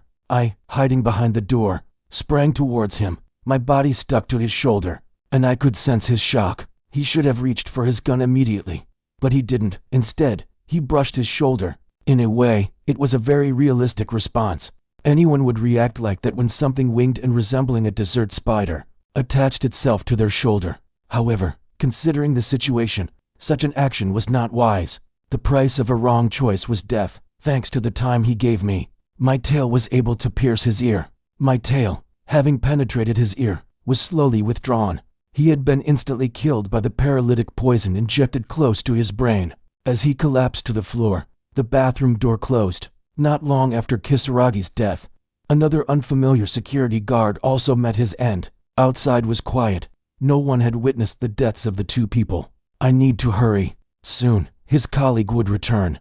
I quickly restored the grill of the ventilation duct to its original state and hastily left the bathroom. I took a winding route instead of going directly to the nest, because there might be unexpected means of tracking. When I arrived at the nest, I activated the text box. Hatchling to metamorph evolution conditions have been met. Would you like to evolve? The time for evolution I had been waiting for had finally come. After one last look around, I accepted. Mucus for evolution flowed from my body like water. It poured out in such quantities that it encased my entire body. The liquid solidified into a hard shell, layer by layer. If someone were to see me now, they would probably think I was inside some kind of cocoon. It's strange. Inside the cocoon, there was a peculiar sensation that was hard to put into words. To describe it somehow, it was a feeling of being different, a sense that I was becoming an entirely different being. Inside the cocoon, the secretions were reassembling me into something foreign. If I had memories from my fetal stage, this might be what it feels like. If I could perceive the process of my mother's womb creating my existence, it would surely feel something like this. I wanted to open my eyes and see for myself, but it was impossible. Since entering the cocoon, I had completely lost control over my body. The sensation I'm feeling, is it rooted in physical sensation, or does it stem from something like my spiritual existence, perceiving the changes in my body? I don't know. I guess I'll have to think about it. Let's wait patiently. I've done everything I can.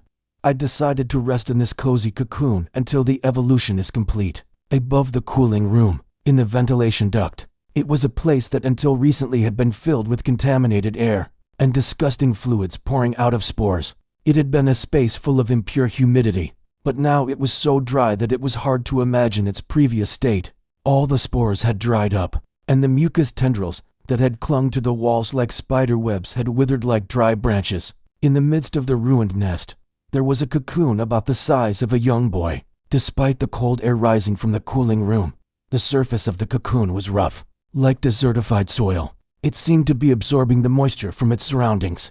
Then, the cocoon shook. Something was moving inside, trying to come out. After a few more shakes, a crack appeared on the surface of the cocoon. The shell fell to the ground, and something black emerged from the inside. It was an alien form, covered in black chitinous exoskeleton, resembling a human arm. At the end of the arm were 4 long fingers, reminiscent of the talons of a bird of prey. Starting with the first arm that protruded, several more arms emerged from the cocoon, breaking through the shell. Finally, the entire cocoon was discarded, revealing its true form, with 4 long arms, 2 smaller arms near its chest, thick and sturdy legs, and a long tail that was about 15 times the size of its body. It opened its eyes. With shining ashen eyes, it looked down at its body. Grr grr grr grr. It seemed to smile contentedly. The airship's conference room. This is where the senior leadership of the ship gathers for meetings. When something important comes up, life inside the ship is usually static, so when something important happens, it undoubtedly means a serious problem. Everyone in this room was aware of that, but no one could have imagined that a nuclear bomb would go off. What should we do? The one asking the question was the chief medical officer responsible for the crew's health. His gaze was directed toward the empty chair. In any other seat, perhaps, but that one should never remain empty. The empty chair belonged to the chief research officer. Damn it, I don't know. Samuel muttered a curse, but no one in the room pointed it out because they all felt the same way. Samuel splashed his face with cold water. It was bewildering to think about how to handle this situation. He wanted to take drugs or get beaten to forget everything. But Samuel was the captain of this ship. Everyone was waiting for him to say something. Have you identified the cause? When I looked with my naked eye, it seemed the research officer was attacked and killed. It looks like she was slashed with a small saw. But we'll need a detailed examination to be sure. A detailed examination? Does that mean an autopsy? In response to Samuel's question, the medical officer nodded. They both knew that the word autopsy had been mentioned, but it was impossible to carry out an autopsy on the noble capital. Regardless of the family, the noble capital did not like anyone touching a corpse. They were people who cherished their own bodies and did treat others' bodies as playthings. If even the slightest trace of a scalpel were found on the corpse, the noble capital would not leave the medical officer, who led the autopsy, alone. Security officer, how far has the suspect search progressed? We've checked all the surveillance cameras on board, but there was nothing unusual. The primary suspect, the security guard, is currently being interrogated. Do you think he's the culprit? Based on the information we have so far, it's unlikely. Report as soon as the search results come in. The most important person on the ship had died, and the culprit was unknown. Samuel barely suppressed the urge to abandon the ship and run away. He knew what had become of the researcher who didn't listen to Kaisragi's words. The researcher had his brain extracted while still alive and became an experimental subject. A promising talent had suddenly become nothing more than a brain floating in a test tube. The same fate awaited anyone who didn't listen. It was hard to imagine what punishment those involved in Noble Capital's death would receive. Everyone knows what happened in the lab. Ugh, if you don't want to end up with just your brain and subjected to electrotorture, you have to come up with some kind of plan. The word brain and electrotorture made everyone in the room shudder. To avoid the worst possible outcome, they all desperately put their heads together. Accident during the experiment. What are you talking about? Think before you speak, navigation officer. We're not talking about just 1 or 2 researchers here.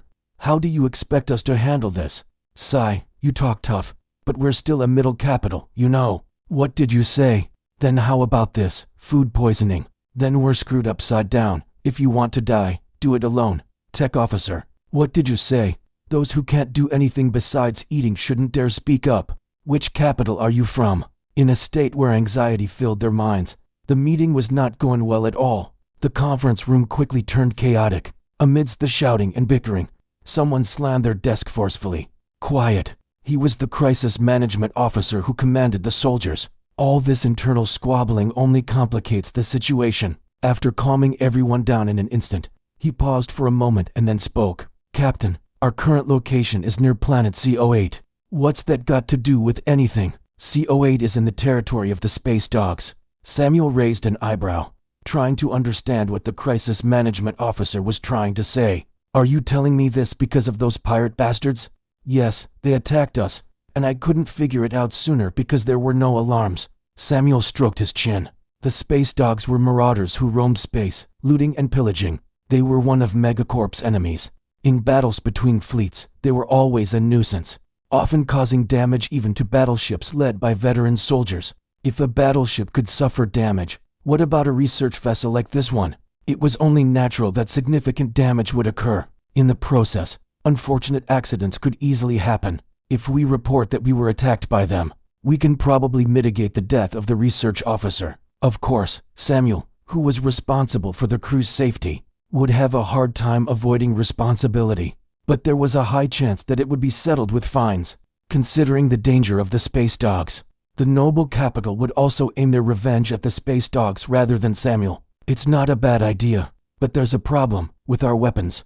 We can't really stand up against the space dogs. Don't worry about that. I have some friends from way back. I'll contact them. The atmosphere in the conference room became strange at his words. Among the senior officers in Megacorp, there were hardly any who hadn't been corrupt. Most of them created slush funds to receive bribes from the top. Even so, Samuel didn't expect the crisis management officer, who seemed strict, to have such connections. This nobleman, he may not look like it, but he's got ties to pirates. Like the thoughts of the others, Samuel also didn't like the space dogs, but there was no other way. How much do you need? At least 1 million credits. Samuel wanted to curse at the amount, which was nearly half of the ship's value, but he held back. It wasn't an unreasonable cost. Dealing with the noble capital was just as difficult as dealing with the space dogs. Considering the risk they took, this amount seemed reasonable. Darn it, spending precious credits like this. Samuel knew this fact, but unexpected expenses were never good. If there were no other options, he had to accept it for now. All right, I'll get it ready. Thank you, Captain. In exchange, you must handle the job thoroughly. No problem. In the end, the responsibility for this matter was delegated to the crisis management officer. Samuel was about to conclude the meeting when the medical officer raised his hand. What should we do with the body? We'll keep it in storage until the space dogs arrive. Make sure no one else touches it. Understood. With nothing more to discuss, the meeting was adjourned. Samuel left the conference room, hoping he wouldn't have to gather here again. So, this is the metamorphosis. Seeing and experiencing something firsthand that he had only seen in games was a completely different sensation. I looked down at my feet, or rather, hands. When I was a hatchling, I had all 4 pairs of legs to support myself. But now, it is different. Except for 1 pair of legs at the very back, the rest had evolved into what looked like arms. Let's take a closer look at the forearms.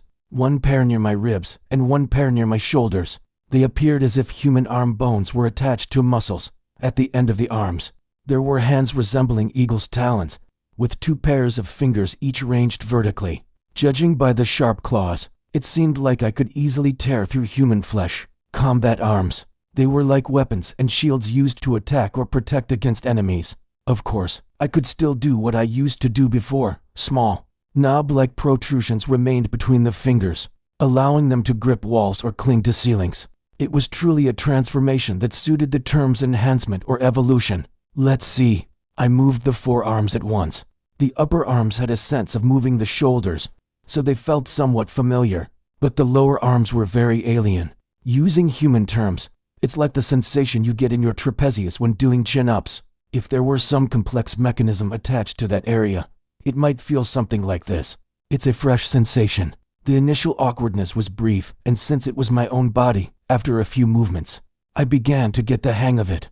Battle arms are set. Next is this little guy. There were small arms around my chest area, if we consider only their length. They were shorter than the legs during the hatchling stage. Their hands were different from the battle arms, having thumbs like those of primates. They seemed to be here for delicate tasks.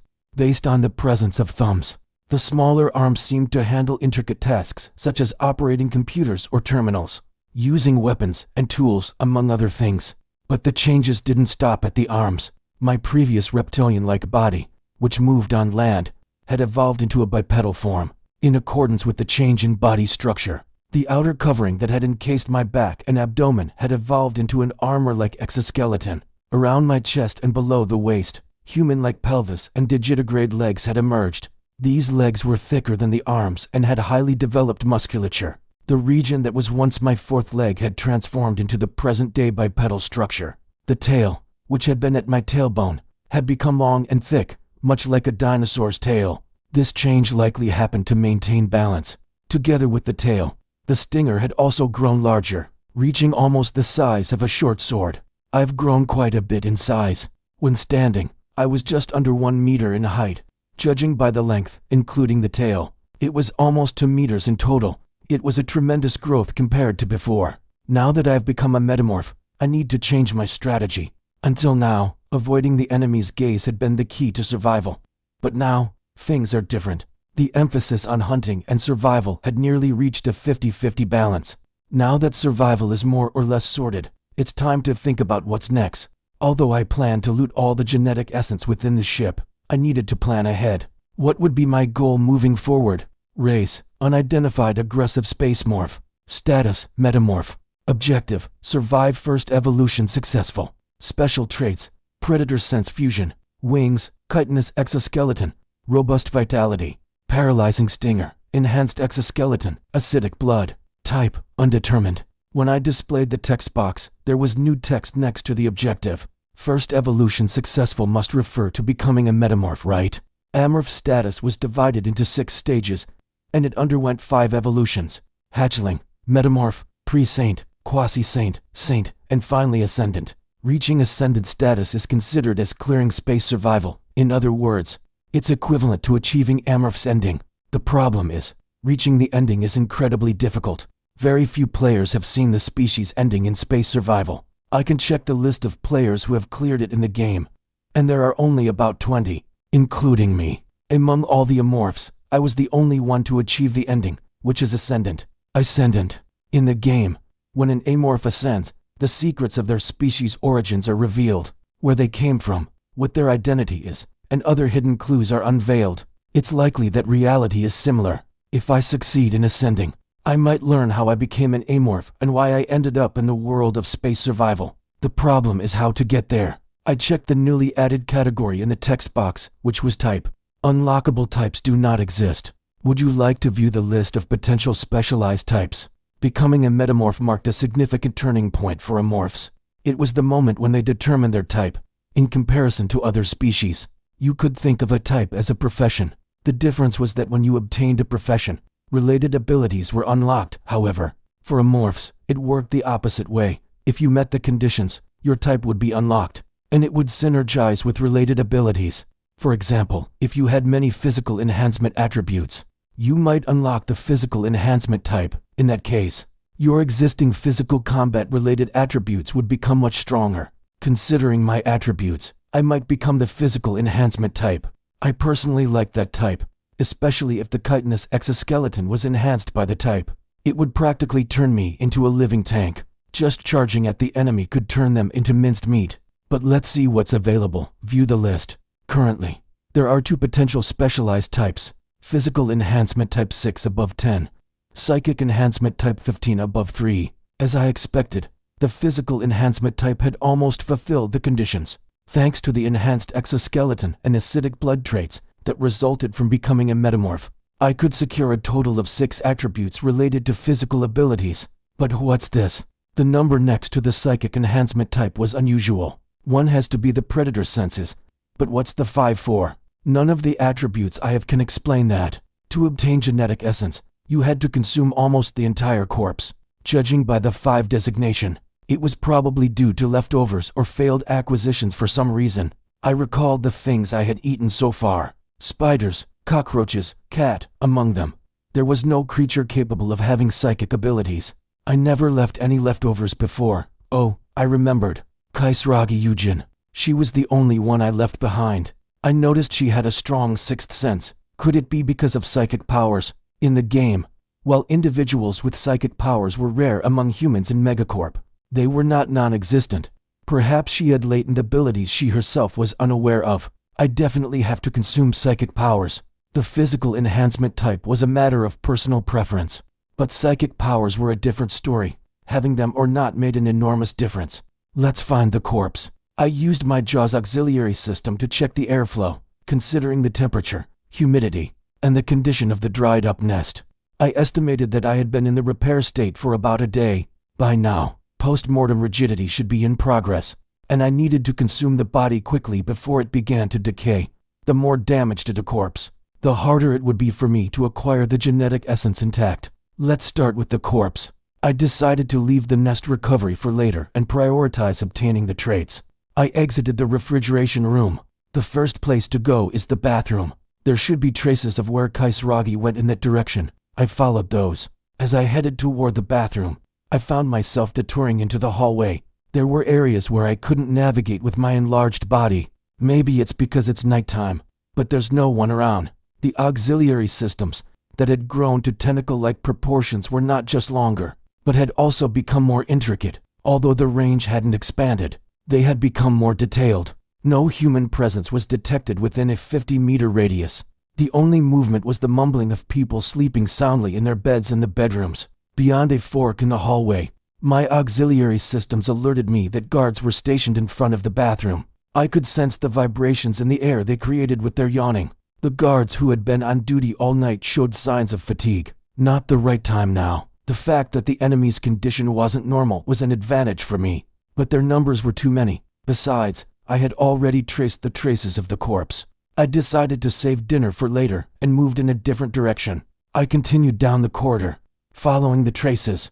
Except for the hallway in front of key facilities, there were no surveillance cameras, so I could proceed without being monitored. As I walked, I entered an area where the ventilation duct expanded. I crawled up toward the ceiling. Even as the location changed, my senses didn't miss the scent of the body. While I was crawling, the smell of meat wafted up from below. The mortuary, the place where the deceased were laid to rest. The space where the dead found their final peace was right below me. It's an era where life isn't valued. Nowadays, no one feels repulsed by purchasing human lives with money. The interesting thing is that even in such a dystopian society, we still have a culture that honors the dead. They're preserving these bodies that could simply be discarded into space like this. In the mortuary, 2 bodies I created are laid to rest. If there were no guardians, I would have gone down and devoured them right away. 3 outside, 1 inside. Perhaps because 2 people have died, the armament of the guards outside wasn't ordinary. All 3 of them were in reinforced suits. Alone, I could have taken them on, but 3 would be too much. If the fight dragged on, more of their comrades would gather, so it's best to avoid combat with them. The person inside is a civilian. Seeing the smell of disinfectant and formaldehyde emanating from the body, it seemed that the opponent was a doctor. He had earphones plugged into his ears and was listening to music. Is there any way other than a surprise attack? The problem was that the doctor's face was facing the direction of the ventilation ducts. No matter how much he was blocking his ears, if I went down like this, I would be caught immediately. I need to divert his attention. Disrupting prey is also a basic hunting tactic. Luckily, I had just learned a new ability, so I should try using it. First, I moved to a different spot. The doctor's vision didn't reach there. With my forearm, I lightly scraped a forearm where the doctor's sight couldn't reach. Black blood oozed out from the thin wound. Droplets of blood fell onto the alloy plate, and the alloy plate emitted a pungent smoke. The acidic blood trait. It's one of the abilities I acquired automatically when I evolved into a metamorph form. It's a trait that damages nearby enemies by acidifying blood. Both the enhanced exoskeleton and acidic blood may seem defensive, but the true value of this trait lies elsewhere.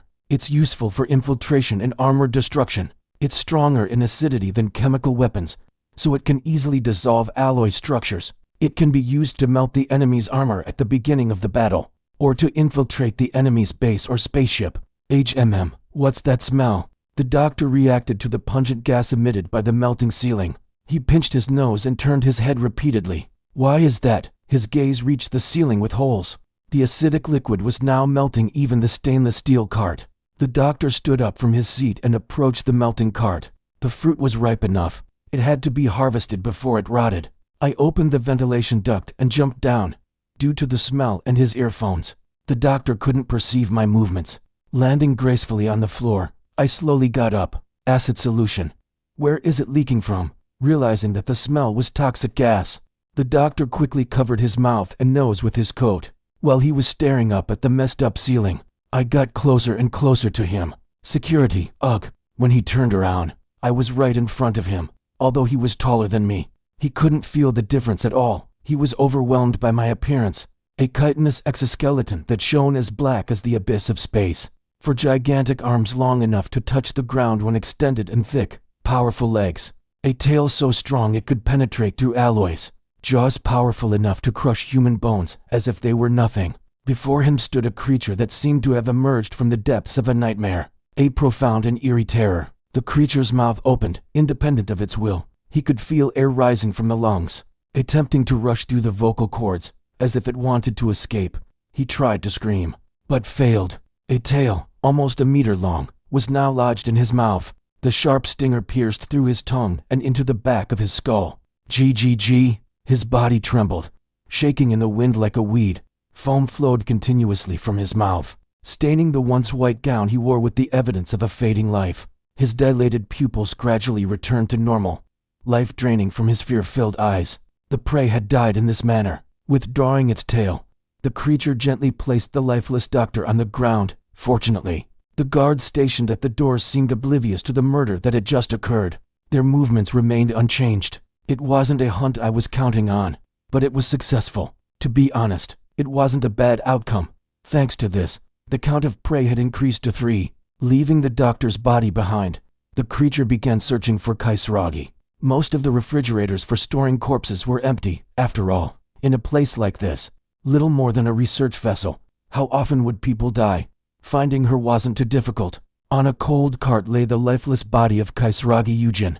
Her severed head and neck remained detached. It didn't take much to guess the reason. She must be a noble capital. They wouldn't allow anyone to touch the bodies. Chemical processing could potentially damage a corpse, so it made sense that the doctors would leave them as they were. The creature reached out and lifted her severed neck, with her eyes closed. She appeared to be peacefully asleep. Seeing her like this, it felt strange, a peculiar emotion. No matter how much I've adapted to space survival, I'm still a typical college student preparing for graduation. Yet here I am, having killed a person. Is that all? I'm about to eat a person too. And yet I feel no guilt whatsoever. They say there's evil in every human's heart. Has my environment changed, and with it, myself? Have I become this ruthless killing machine? My true nature. There's no use thinking about it. After all, apologizing for killing 3 people and saying I'm sorry won't make them leave me alone. In the first place, to stay alive, I have to keep killing. That's how Amorph survives, and it's the way I need to adapt. Let's eat for now. Having completed my evolution, I was quite hungry. Thinking about it with a corpse already in front of me was pointless. I opened my flexible jaw wide. Like an anaconda, my gaping maw swallowed the human head whole. Sharp teeth tore through flesh, and my crushing force, which could bend steel, shattered the skull. The already non-functional brain was crushed, and brain matter oozed out. Tastes good. As expected, it was an extraordinary taste. I felt like a fool for hesitating so much about killing people. Life is like eating lobster. Once you crack the thick and sturdy skull, the tender meat inside flows smoothly down the throat. The 2 eyes, of which there are only 2, burst like cherries on a cake, delivering an exquisite flavor. The hair was a bit rough, but I considered that part to be a matter of personal preference. All in all, the taste of a human head was quite interesting. It was naturally delicious. But how could I describe it compared to a cat? A different dimension of flavor. That seemed like an appropriate way to put it. What I mean is, a cat can be compared to a franchise fast food restaurant. It's a form that competes with a taste that has been rigorously tested and validated through strict experiments. It's closer to a stimulating taste that immediately captivates your brain. But humans are different. Like a seasoned chef who has spent years preparing a dish, the taste is complex. Just as a craftsman puts his life into his cooking, humans are the same. Since their entire life is absorbed into them, their taste can't be simple. I finished eating the head in one go, and the hunger, like a stamp imprinted by my species, urged me on. I had to finish all the remaining bodies. I continued to devour the remaining parts of her, following my instincts. The body feels different. When I tore off a leg and bit into it, the ratio of muscle to fat was fantastic. The cat I had eaten before had a muscle to fat ratio close to 1:9, but Kaisaragi had a more suitable ratio for consumption. It was as if someone had genetically engineered her to perfection. The skin and muscles were firm and chewy, providing the joy of eating, while the bones were hard, offering a satisfying crunch. The organs in the abdomen were as soft as well-cooked tomatoes. As I was enjoying my meal, I chewed on something foreign in my mouth. I spat it out onto my palm, and it turned out to be a small, button-shaped mechanical device. Did this come from her heart? I couldn't tell if it was a heart rate monitor or some other kind of machine. It didn't seem like something you'd typically find, but maybe her heart had a problem. I didn't pay much attention to it and crushed the device underfoot. Afterward, nothing artificial came out of her body, just like when I ate the cat. I left no trace of blood. Predation effect activated. Successfully obtained psychic organ genetic essence from human biological traits. The psychic organ has been obtained. Would you like to apply the psychic organ? Of course. A psychic organ. As expected, Kaisaragi Yujin had the psychic power trait, just as I had anticipated. Among other races, excluding cults and some species, the use of psychic power requires a psychic organ. Why does it have to be a psychic organ? Amorph was one of the species that could use psychic powers without a psychic organ. Otherwise, I wouldn't have been able to use my enhanced sensory abilities, and I would have died quickly. But now, the psychic organ trait Kaisaragi gave me was essentially a dud. Well, let's not think negatively. You can't fill up on just one bite. Most of the time, things don't work out as well as you expect. Since I needed to secure my types, I decided to think positively about it. When I chose to accept, a signal came from the back of my head. There was a sound of flesh tearing, and something sprang out from the inside. As I explored the large arm around the back of my head, it turned out to be a cluster of small tentacles. Amorph's psychic organ took the form of tentacles, unlike humans. So this is what Amorph's looks like. It's fascinating. Even when playing the game, I had never obtained a psychic organ. It was a rule not to collect unnecessary traits. Who knows though? You never know what might happen in this world. Maybe the psychic organ would luckily fuse with other traits to become useful, considering the precedent of the predator sense. After fiddling with the tentacles for a moment, I decided to focus on my dinner again. When I opened the compartment where Kaisaragi was stored, there was the body of a security guard. He had died protecting Kaisaragi, and now he was my dinner. I pulled out the body and took a big bite. Ugh, the taste of the security guard was subtle. It wasn't that it tasted bad or anything, but it was just plain delicious compared to Kaisaragi, who had the taste of a cat with rich juices flowing. I wasn't sure why there was such a difference, but I decided to appreciate it for its energy supply. The abundance of muscles might have contributed to the enjoyable chewing sensation, making it feel like I was eating intestines. While I was eating the security guard, I heard a noise from outside.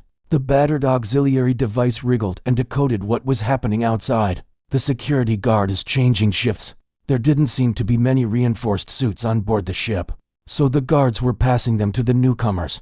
I had obtained valuable information that there were few reinforced suits available, but a problem arose. The doctor will change shifts too, right?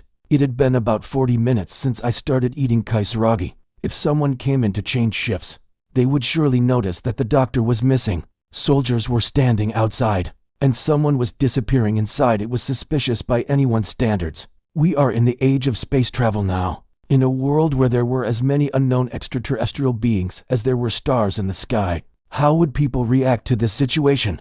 They'll probably think there's a monster in the same space as them. It wasn't desirable for people to be suspicious. If someone thought they were being targeted, their natural instinct would be to heighten their guard. I'm not strong enough to engage in a full-scale battle with the enemy yet, until I became stronger. Suspicion should fall on the other crew members, not me. As I contemplated the doctor's body, a cart entered my field of view. Smoke was rising from the cart, which was now unrecognizable due to the corrosive blood. Smoke. Coincidentally, I was in the mortuary, where various chemicals, including embalming agents, were stored. Suddenly, an interesting idea came to mind. It was a very useful method to not only survive, but also torment the crew members, while overcoming my crisis. Officially, Megacorp doesn't have a capital city. The entire nation has been corporatized, replacing all terms with words used by companies. For example, the Space Marines are referred to as the Crisis Management Team, and the department overseeing various industries is called the Resource Management Team. Even though they don't use the term capital, there is a place that could be called the center of Megacorp, and that place is Earth. They refer to it as their headquarters.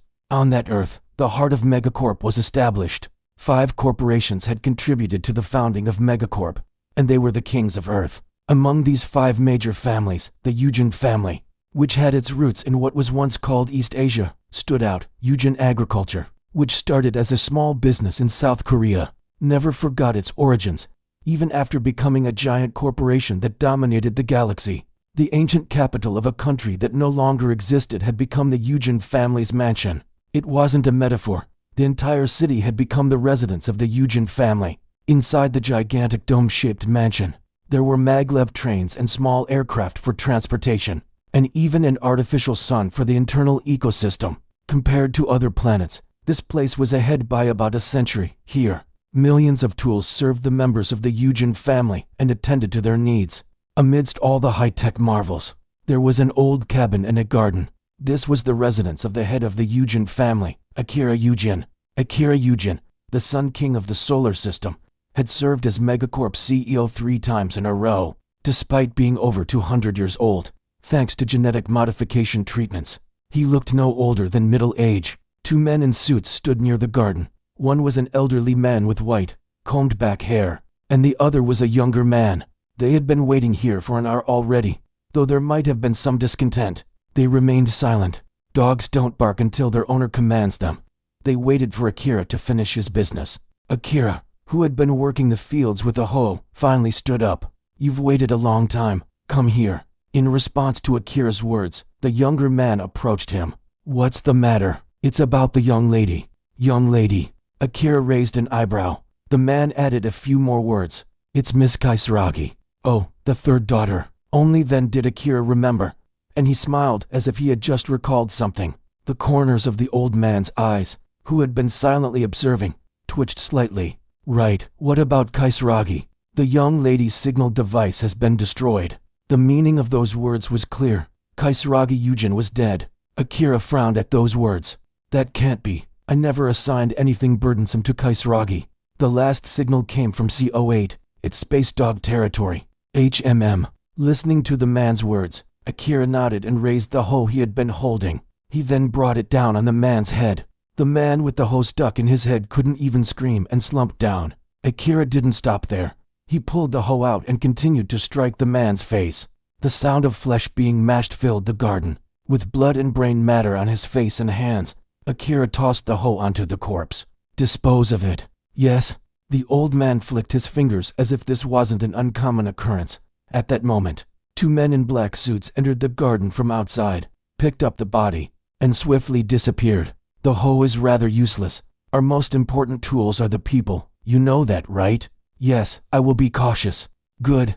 The reason the man died was simple. Akira answered unasked questions twice. 10 billion credits have been spent on raising Kisaragi. That's an amount comparable to the development cost of a new battleship. Even genetic modification treatments were performed on her frail body. Do you think pirates or the like would be able to touch her? Akira took a towel from his pocket and wiped his face. "I wonder who would dare harm the heir of the Eugen family."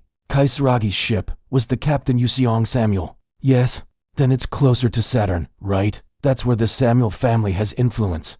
The Samuels were a primate capital that held sway over Mars. While they couldn't compete with the noble capitals, They still vied for the position of Megacorp's rulers. Then, could it be Eden's plan? No, Eden's heir is a coward. He doesn't have the courage to challenge the Eugen family like that. The heir he mentioned is the current head of the Eden family, known in society as the Tiger of Mars. He was considered a lesser figure compared to Akira, who held such an imposing presence. The butler was aware of the fact that while the head of the Eden family was assassinated twice, Akira assumed the role of the Eugen family's master. Therefore, the butler could confidently assert that the old man before him had the right to make such a statement. If it's not Eden, then who could it be? Well, what do you think? I think it might have been T&C's doing, the butler replied promptly. Akira seemed to like this response, and his eyes crescented in approval. We seem to be on the same page. T&C and Eden may seem to be at odds over Jupiter's dominion, but they are secretly working together. After all, Eden's credits come from T&C. The butler didn't show it, but he was internally shocked. He had only been speculating, and he had no idea that the two parties had actually formed an alliance. The fact that T&C, the rulers of Earth, and Eden, the Martian nobility, had joined forces was a top-secret matter, known to only a handful of people aside from the heads of the two families. Unfortunately, Akira was one of those who knew. That snake-like brat probably plans to dominate the board before the council meeting. You must know that, too. Akira handed Butler a blood-soaked towel. Yes, T&C's family head, Samdam Chemblin, is eyeing your position, my lord. I see. That audacious little punk. It seems he's not afraid to target me. The situation seemed quite entertaining to Akira, who burst into laughter while covered in blood. The butler, who had been silently waiting, remained unfazed. He had seen Akira's actions for decades and felt no emotion now. Akira suddenly stopped laughing, as if his previous mirth had been a lie. His face was devoid of any expression. That's right, that arrogant little brat. He must be planning to outmaneuver me before the council meeting. We have the rightful claim, so let us strike first. Inform everyone in the family. Yes, and, for the first time, life returned to Akira's emotionless face as his eyes lit up. Anyone who has damaged my assets should be killed. Yuseong Samuel of the Samuel family, and anyone even remotely related to his ship. Bring them all to me. Yes, there's a shadow infiltrator near CO8. Contact them and take care of it. Understood. The term shadow startled the butler. Shadow referred to a special unit directly under the family head, made up of genetically modified mutants with extreme enhancements, known for their immense combat abilities and ruthless efficiency. It looks like a storm is brewing. Once the shadows were deployed, the fate of Yuseong Samuel and his subordinates was sealed. The future held nothing but a gruesome destiny for them, to the point where death might be considered a mercy, with a small measure of consolation sent to those somewhere out there in the cosmos. The butler quietly withdrew. Meanwhile, on some distant corner of Earth, a massive war and ruthless slaughter were unfolding. On Samuel's ship, chaos reigned due to an unexpected disaster. What the hell is going on here? Samuel was on the verge of collapsing. Before him lay what used to be the mortuary, but now only ashes remained in the place where it had been. A sudden fire had razed it to the ground. The crisis management officer summoned his subordinates. What the hell happened? Well, you see, under the sharp gaze of the crisis management officer, the soldiers nervously explained what they had witnessed. We smelled something strange inside, sir, and saw smoke coming out, so we decided to investigate. Is that so? According to the soldiers, during their watch, they had detected an unusual smell and smoke emanating from inside, as they were not supposed to enter except for the doctor. They had waited for a relief doctor to arrive. As time passed and the smoke didn't dissipate, the soldiers reluctantly opened the door and entered. What greeted them was not the doctor but a raging fire. I don't understand. How can there be a fire in a place where there's only corpses? What happened here? The chief of the medical team, who had arrived late, was shocked at the scene. Seeing the state of their captain, who was unable to respond, the crisis management officer briefly explained the situation. Having heard the story, the medical officer stiffened his expression. It's possible that the chemical compound stored in the morgue ignited, but it's highly unusual for a fire of this magnitude to occur. What do you mean? The medical team leader sealed his lips, cautiously glancing around. Artificial fire. Just as the medical officer had said, if there was an arsonist among the crew, the situation was grave. Moreover, the intent to set fire to the place where the research team leader's remains were stored was glaringly suspicious. Let's start by examining the bodies. That's a good idea. After extinguishing the fire, the soldiers took out the bodies. The medical officer meticulously examined the charred remains. This person was one of the team members working overtime. Checking from the upper body to the head was particularly difficult due to severe burns, but they could identify the subordinate by the ring on their hand. As the medical officer contemplated the bitterness of the subordinate's death, he completed the autopsy of the remaining bodies. Then, he realized that someone was missing. Are all the bodies here? Yes. Why do you ask? The medical officer moved to another location with the captain and other officers. He revealed that some of the bodies were missing, a fact that others couldn't bear to hear. The security guard and the research team leader's bodies are missing. Yes, they didn't just walk away on their own. Is there any possibility of that happening? Medical officer, did you see it correctly? I double-checked it several times. Only 2 bodies are missing. Following the death of the research officer, now a mysterious arson case had unfolded. Someone from within is attacking us. That fact crossed everyone's minds. Not ghosts, but could it be unidentified extraterrestrial life forms on board? Hey, is this some kind of joke? Stop with the nonsense. It's just a suggestion. What's got the material management officer so worked up? It's nothing. More importantly, the biggest problem is the missing body of the research officer. Didn't we agree to rendezvous with pirates at CO8? The question raised by someone was met with a visibly concerned expression from Samuel. If they lost Kaisaragi's body as well, he would have no cards left to play. Samuel urgently ordered, "We must find the body at all costs. Do you understand? Shouldn't we focus on finding the culprit first? Damn it, this isn't just my problem. If you're worried about Noble Capital's retaliation, then cooperate as much as possible." Samuel's words were correct. Kaisaragi Eugen's death was inevitable, but not being able to secure the body left no room for excuses. At the very least, they had to keep the body intact, or else a future more dreadful than death awaited them. Crisis Management Officer. Yes, Captain. Did you try contacting them? Yes, as soon as the meeting ended. Damn it, let's not talk about this. Just make sure the body is transferred properly. Are you sure? If we've found it and can't figure out how to handle it, that's also a problem. Just make sure to find it before the rendezvous. It was a risky gamble, but the crisis management officer didn't point that out. Samuel might not know, but he had different thoughts in mind, like an assassin concealing a dagger in their bosom. He nodded with an emotionless face. Following the crisis management officer, Samuel summoned the officer of the security team. The security officer was visibly shaken because he was not without responsibility for the messed up situation. Samuel placed both hands on his shoulders. "You know, we have to catch the culprit. I'm already doing my best. Your best isn't enough. You have permission to search all the crew members if you need to. Find the culprit, and I'll delegate all authority concerning this matter." Although the captain offered to transfer all authority, the security officer's expression remained grim. Can we really catch them? He wasn't confident, but he couldn't admit it. Very well, we will definitely find them. I trust you. The security officer reluctantly responded with a show of confidence. While everyone was in a state of confusion, the culprit who had caused this situation from the ceiling vent was silently observing them. As the officers dispersed, it followed one of them discreetly. "Things have worked out very well. A way to hide my identity and disrupt the enemies. That was the fire." Setting fire to the chemical compounds inside the morgue was an act almost unimaginable for an extraterrestrial being.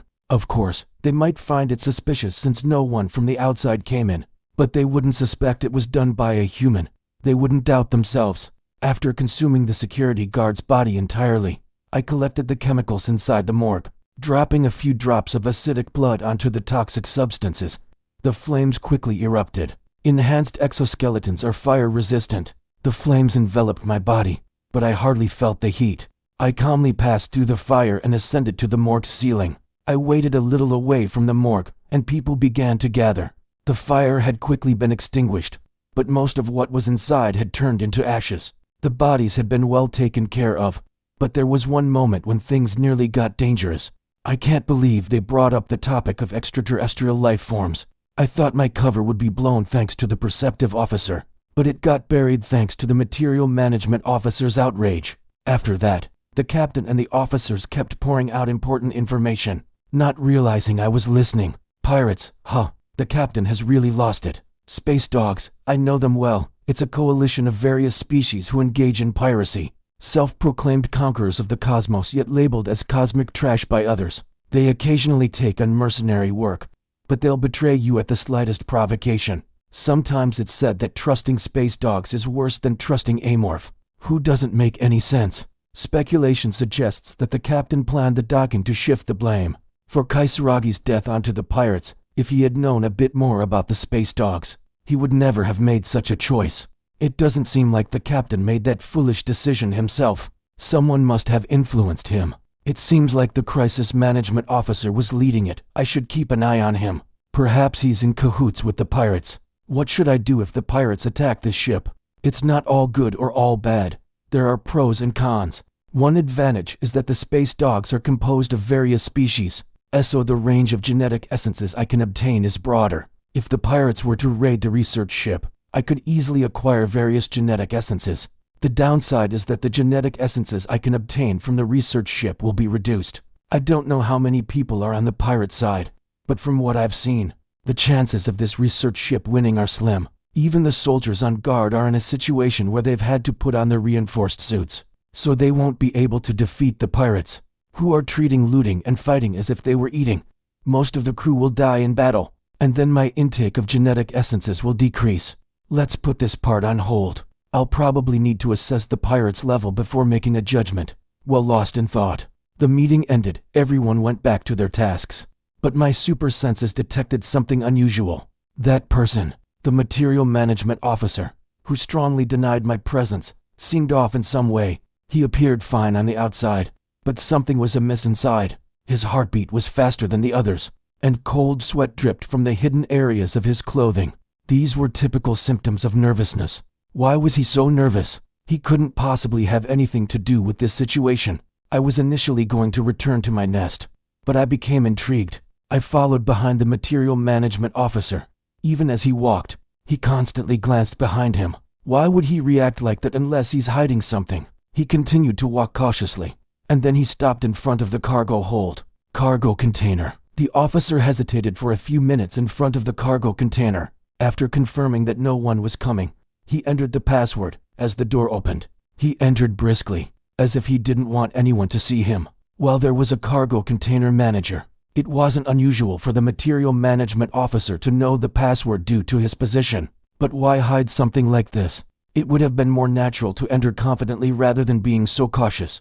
He didn't emerge from the cargo container for over 30 minutes. When I tracked the officer's movements using auxiliary sensors, I noticed that he was repeatedly wandering around the cargo container. After an hour of seemingly meaningless actions, he left the cargo container. I decided to enter the empty cargo container.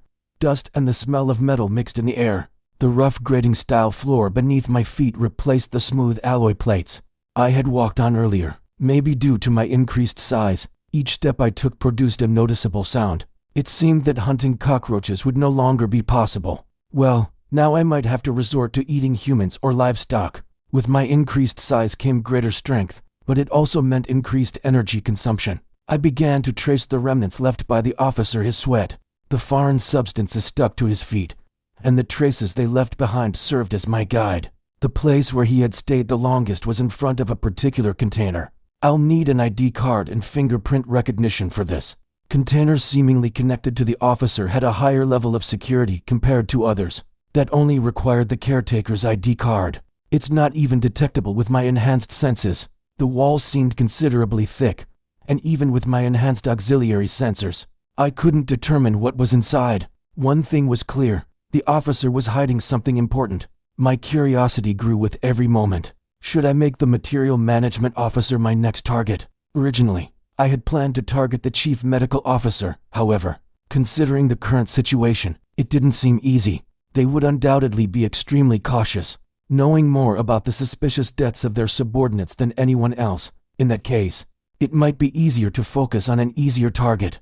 The cargo container manager and the entire material management team seemed to be acting strangely. If that were the case, even if the officer disappeared, would no one suspect anything? That became my new goal. Officer, please stop drinking now. Just one more drink, just one more. Why are you acting so differently today? Lately, the material management officer didn't seem to be living his usual life. In addition to his material management duties, he had a small side business, obtaining prohibited organisms from the black market and selling them to the upper echelons. Before boarding the ship, he had acquired something from the black market, an unusual egg not registered in the Megacorp database. He had dealt with all sorts of rare animals, but this was the first time he had seen an egg like this. According to the cult merchant who sold it, it was an egg obtained from a forgotten ancient ruin. Ancient creatures, damn. Regardless of its origin, he smelled money. After buying the egg, he contacted his trading partner, who also showed immediate interest. They agreed to make the trade on a planet where the research ship would dock midway. He secretly loaded the egg onto the ship. Until then, he had believed that everything would work out well, until the mortuary fire incident happened. When he heard the words uttered by a certain officer as if passing by, he couldn't help but wonder, the words suggesting the misdeeds of extraterrestrial creatures. He immediately went to the cargo container to check. The container door was slightly ajar, and inside, one of the eggs that should have been quietly sleeping was empty. Damn, I should have checked it earlier. After boarding the ship, he had only checked the eggs once to see if they were all right. If only he had properly closed the container door that day. Even if the egg hatched, nothing would have happened. No, more than that, if he hadn't been drinking that day, he wouldn't have made such a mistake. Alcohol is the enemy. Alcohol. Captain, let's go in now. Because of one missed door inspection, 3 people had perished. Moreover, among the deceased was a noble capital. Even though the monster that had awakened from the egg and killed people was probably still roaming the ship, the officer couldn't go anywhere to complain.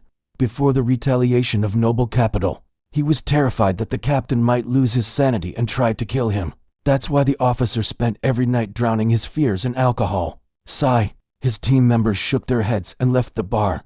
The bartender next to him licked his lips. I'll close the door. Just one more drink, just one more, and then I'll go. With each gulp of synthetic alcohol, his torment was diluted. While he claimed that alcohol was his enemy, his body remained as usual. In the end, the officer, once again, left the bar in a drunken state. Damn, what's bothering me so much? The officer muttered a curse mixed with a tremor. The corridor he stood alone in was locked in silence, except for the faint vibrations generated by the ship's atomic reactor, which served as the heart of the ship. There was almost no other sound. It was because night had arrived upon the ship.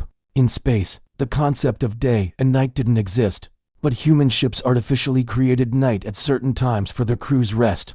The research ship led by Captain Samuel was no exception, so an artificial night had descended upon the ship. Stumbling through the silence, the officer walked. It was a corridor he had always walked, but today it felt strangely unfamiliar. Was it because of the alcohol? In a familiar space, he felt an unknown chill. Beyond the bright corridor lights, a terrible danger seemed to lurk, pressing him with an ominous premonition. Ah, for fuck's sake. The officer denied his own premonition, and with a tongue-tied curse, he headed for his quarters. In the corridor, made of high-strength composite panels with no gap in sight, the sound of his shoes echoed. HMM. His ears caught an unfamiliar sound. At first, he thought it was the sound of his own footsteps.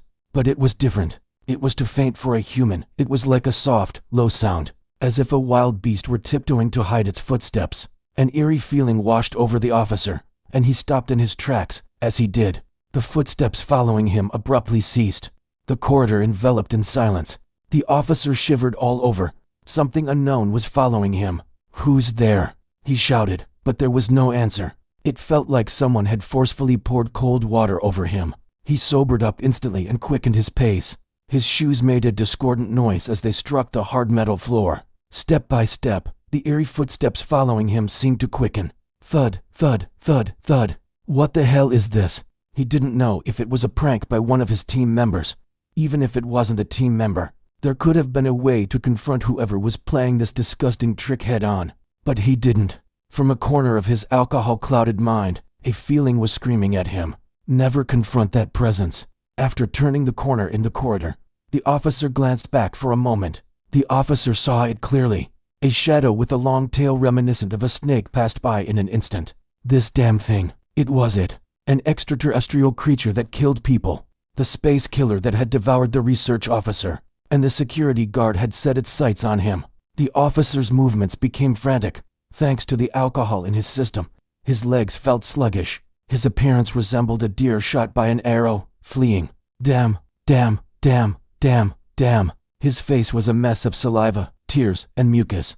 His clothes had long since been soaked with cold sweat, rendering them ineffective. A light, popping sound. The footsteps of it behind him became audible. The once faint sound had grown loud enough to mix with his own breath. The approaching presence of it from behind became more distinct. A growl, not of human origin, licked his spine.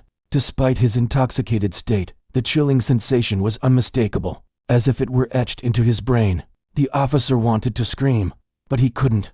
The moment he made even the slightest noise, it seemed ready to pounce. Arriving in front of his room at last, he hastily entered the access code. He had never entered the keypad this quickly since boarding the ship. Damn it, open up. Finally, the door opened, and he rushed into the room. As he closed the door, it vibrated as if struck by something. The impact sent the officer sprawling to the floor. He lay there frozen. Behind the door, there was no sound, as if the previous shock had been a lie. The officer could feel it.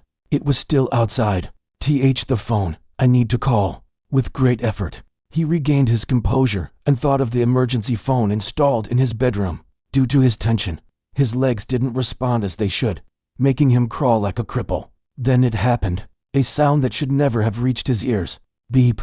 His head turned back towards the door like a puppet on a string. It is entering the access code. Beep, beep, beep, beep, beep. A cheerful alert sounded out of place as the door lock was released, and the door opened slowly. The hunt had been easy. Well, could it even be called a hunt? He had merely cornered someone who was too drunk to think straight. His routine is so simple, it was easy. After observing him for 2 days, the daily life of the materials management officer was identical down to the last detail. He spent his days idling away in the materials management room and stayed up all night, drinking at the bar within the ship.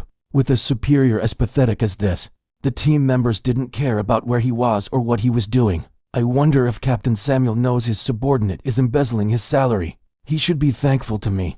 I'm reducing the number of people wasting their salaries. Thanks to that, I'm doing well. Originally, I had planned to wait for about 3 or 4 days, but there was no need for that. I decided to attack him while he was still intoxicated. Today, just like any other day, he had wasted his time at the bar. I had already confirmed that there were no surveillance cameras from the bar to the materials management officer's room. All that remained was to enjoy the leisurely hunt. I deliberately didn't ambush him. Just occasionally showing myself briefly was enough to make him follow my lead. It was frustrating that he was slow in fleeing due to the alcohol, but other than that, everything was satisfying. After desperately running, he hid in the room. A titanium-based ultra-high-strength alloy door that even a laser weapon couldn't penetrate separated him and me. He's probably feeling safe, thinking that the door made of titanium will protect him.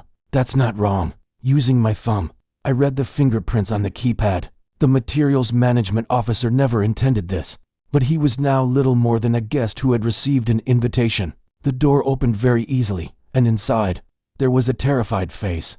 A civilian with no weapons had no chance of resisting an amorph. I'll enjoy this. The materials management officer's taste was honestly mediocre. There was plenty of fat, but the strong scent of alcohol made it hard to taste anything else. Of course, I'm not a picky eater, so I ate everything except the thumb I needed for fingerprint recognition. Where is the ID card? I wondered, scanning the room. A stainless steel bed with a seemingly comfortable mattress was against the wall. There were cabinets and a desk nearby. Oh, a partially torn female poster adorned the wall. It might have been sexy, but my current state didn't register any feelings. I lost interest in the poster and approached the desk. A clutter of empty bottles and stacks of documents covered the worn-out desk. I should clean up before I head out. While sorting through the documents, an ID card slipped out. I had everything I needed. One hand held the ID card, and the other held my thumb firmly. I left the room. Should I go straight there? Now that I had everything I needed, I went to the cargo container. I approached the container in the cargo container and held my ID card up to the recognition panel. The red light on the terminal above the recognition panel turned green, and a message appeared instructing me to proceed. I pressed the recognition panel firmly with the materials management officer's thumb, and the door opened with a clunk. I wonder if there's anything good inside. As I stepped into the container, a cold chill passed through my body. Inside, There were several cryogenic tubes containing various kinds of organisms. So, this gentleman was a smuggler. If there had been any problems within the ship, he could have reported them to someone. But he had been muttering to himself alone. And I never expected there was such a hidden story. I looked around the cryogenic tubes, and among them, I saw something I recognized. Amorph's egg. There were 2 amorph eggs in the cryogenic tubes. One was tightly packed and plump, while the other was empty. An empty egg. The materials management officer had been searching for something with a puzzled expression. Could this be my body that came out of the egg? It seemed strange somehow, in the game. Amorph's starting point was not a steel ship like this, but an unidentified ruin. He was trying to smuggle me. Judging from what was placed in the cryogenic chamber, it seemed that the materials management officer had intended to sell Amorph's eggs somewhere. Somewhere along the way, something happened, and one of the eggs hatched and escaped from the container. Perhaps shortly after escaping, my body's previous owner had died, and that's when my consciousness took over. I could easily guess why the previous owner had died. Since it had just been born, it must have lacked nutrients. Even eating cockroaches makes sense.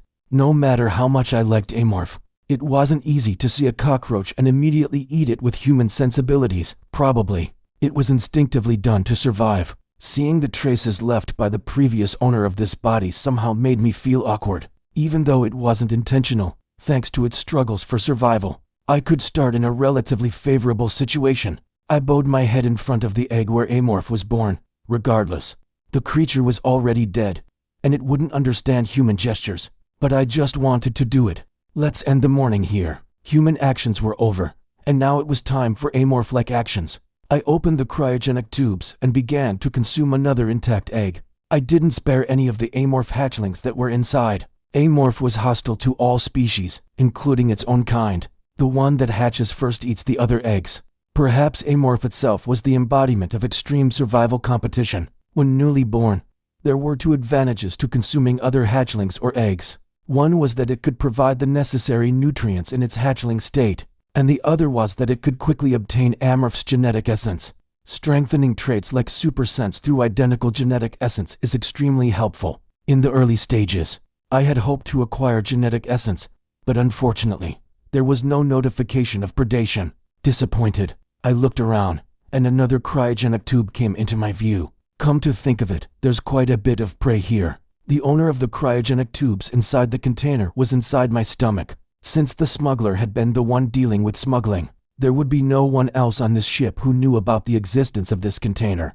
That meant there would be no one to object even if I consumed everything. I opened the cryogenic tubes and consumed the creatures inside one by one.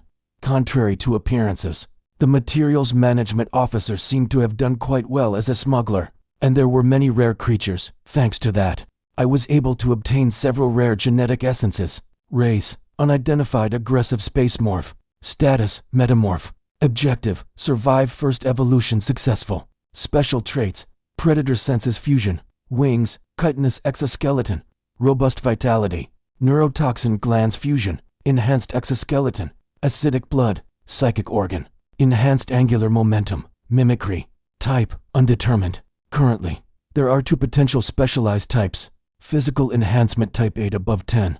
Psychic enhancement type 2 above 3. Great, only 2 more to go. To obtain the physical enhancement type, I only needed 2 more traits. When I consumed Kaisaragi, I was honestly a bit disappointed because I had hoped to gain psychic power abilities, but I ended up with a useless psychic organ. But now, the materials management officer had given me such a valuable gift, especially in a game scenario. Obtaining powerful traits early on that would usually be available only in the mid to late game was a significant advantage. Among all the traits I possessed, this was the most effective one for killing the crew members. With this ability, I could be more proactive. While there was a strategy to hide and slowly choke out the crew members over an extended period, my encounter with the space dogs was approaching soon. I didn't know how dangerous they would be, so I needed to get stronger before that happened. Genetic essences, wait for me. Even if I screamed in space, there would be no one to hear it. This research ship was no different. The pitiful cries of the crew members would be buried deep in that black abyss, never to be heard again. The usually quiet cargo container aboard the ship was bustling with activity. Thanks to the technical team members, they were overwhelmed by the sudden increase in workload over the past few days. The order from above was to overhaul all the fighters. Hey, Scott, it's dinner time. Let's go grab some food. Just let me finish this. The blond man called out to the black-haired man working by the fighter, Scott, as he was known, put down his wrench and got up from his spot. How much longer do we have? It might take overtime.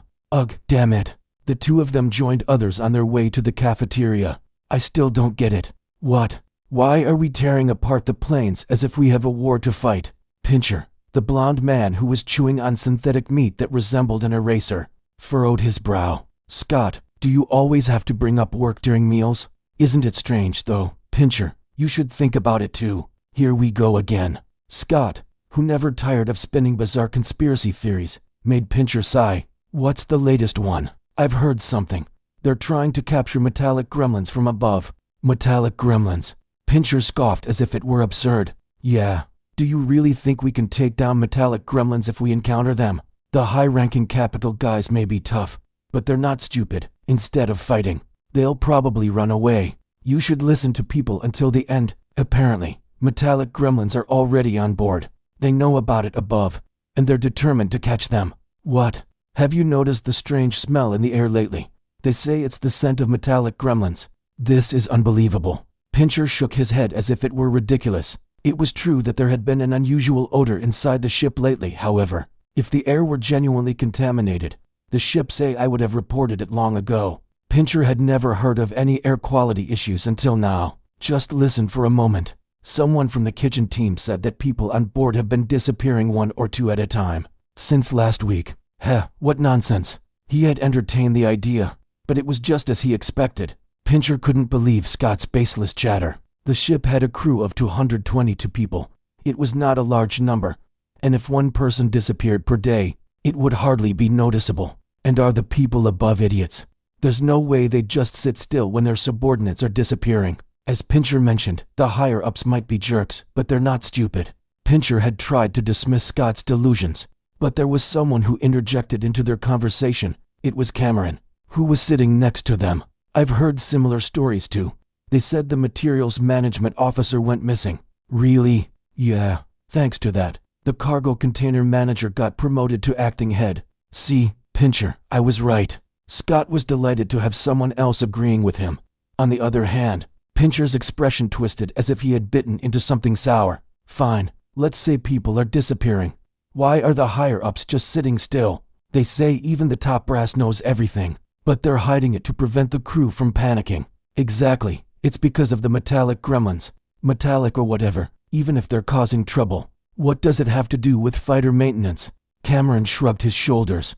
I don't know about that. I've only heard that people are disappearing. Well, are they trying to maintain discipline by manipulating the crew? Ugh, you're such a nutcase. That's just like you. Scott scratched his head with a foolish expression, and Pincher clicked his tongue. After dinner, the technical team members returned to their workstations. Time passed, and before they knew it, it was nighttime. One by one, team members left for home, and the spacious cargo container, which had been bustling earlier, fell silent as if all the commotion had been a lie. Scott and Pincher were wrestling in a corner, focusing on a fighter. Scott, I'm going to grab some late-night snacks. What do you want to eat? I'm good. If there's synthetic booze, bring that. Scott was busy undoing a screw under the fighter. The surroundings were so quiet, as if everyone had left for the day except for them. Scott, as he was changing a part, someone called him.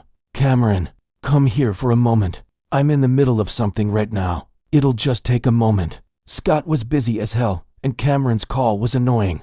He had promised to give a piece of his mind to anyone who bothered him with something unimportant, and he reluctantly crawled out from under the fighter. In the spacious area, all he could see were fighters and toolboxes. Cameron was nowhere to be found. You call someone and then disappear. I'm right here. Come quickly. Cameron's voice popped up at the right moment, as if he were trying to inform Scott.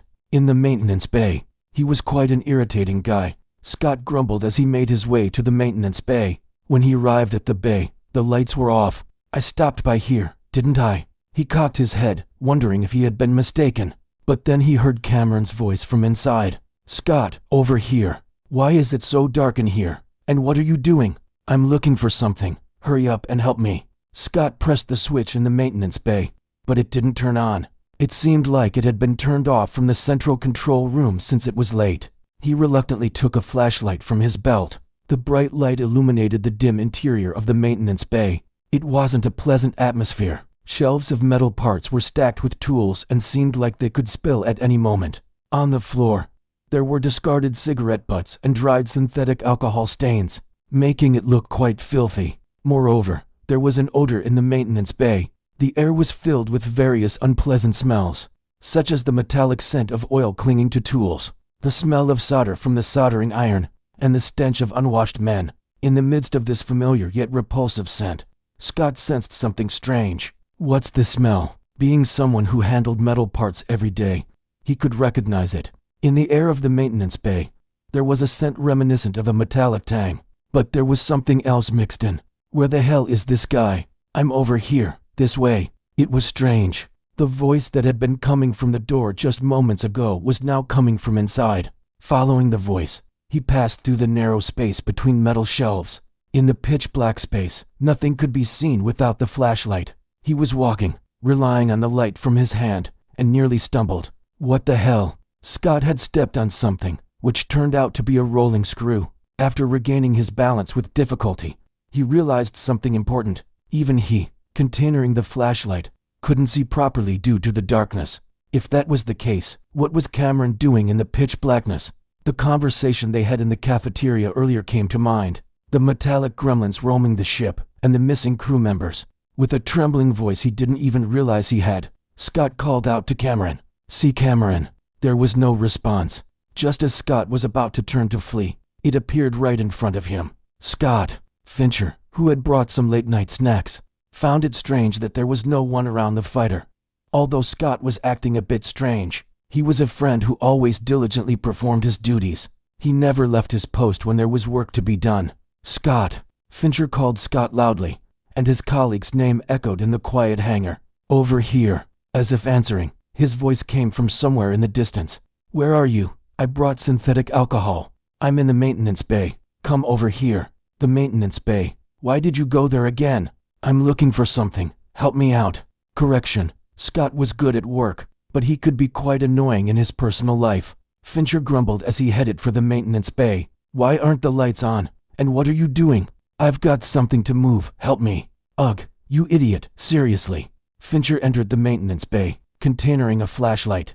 In the dimly lit area behind the shelves, Scott's flashlight could be seen. Hey, what are you doing, huh? Scott was not there. Only the tools were left behind, abandoned. Why is this here? Fincher picked up Scott's flashlight. There was no sign of Scott anywhere in the vicinity. At that moment, a drop fell on the back of his neck. What's this? Thinking it might be a leak, he touched the back of his neck. The liquid that had fallen from above was warm and sticky. He examined the liquid on his palm with the flashlight. Blood. His palm was soaked in bright red. The liquid that had fallen from the ceiling was droplets of blood. Realizing this fact, he swallowed hard. His trembling flashlight pointed upward, and there it was, dangling from the ceiling, containing Scott, was a creature that looked like a galargan, a dragon from mythology. The mythical dragon was now tearing Scott apart and devouring him.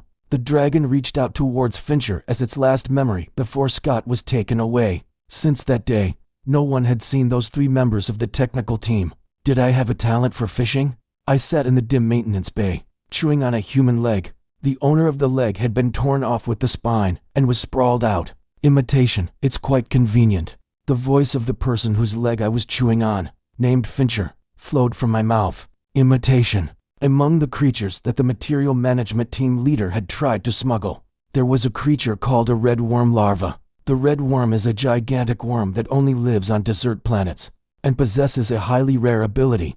It can mimic the voices of other creatures. This ability evolved as a means to effectively hunt other creatures in a harsh desert environment.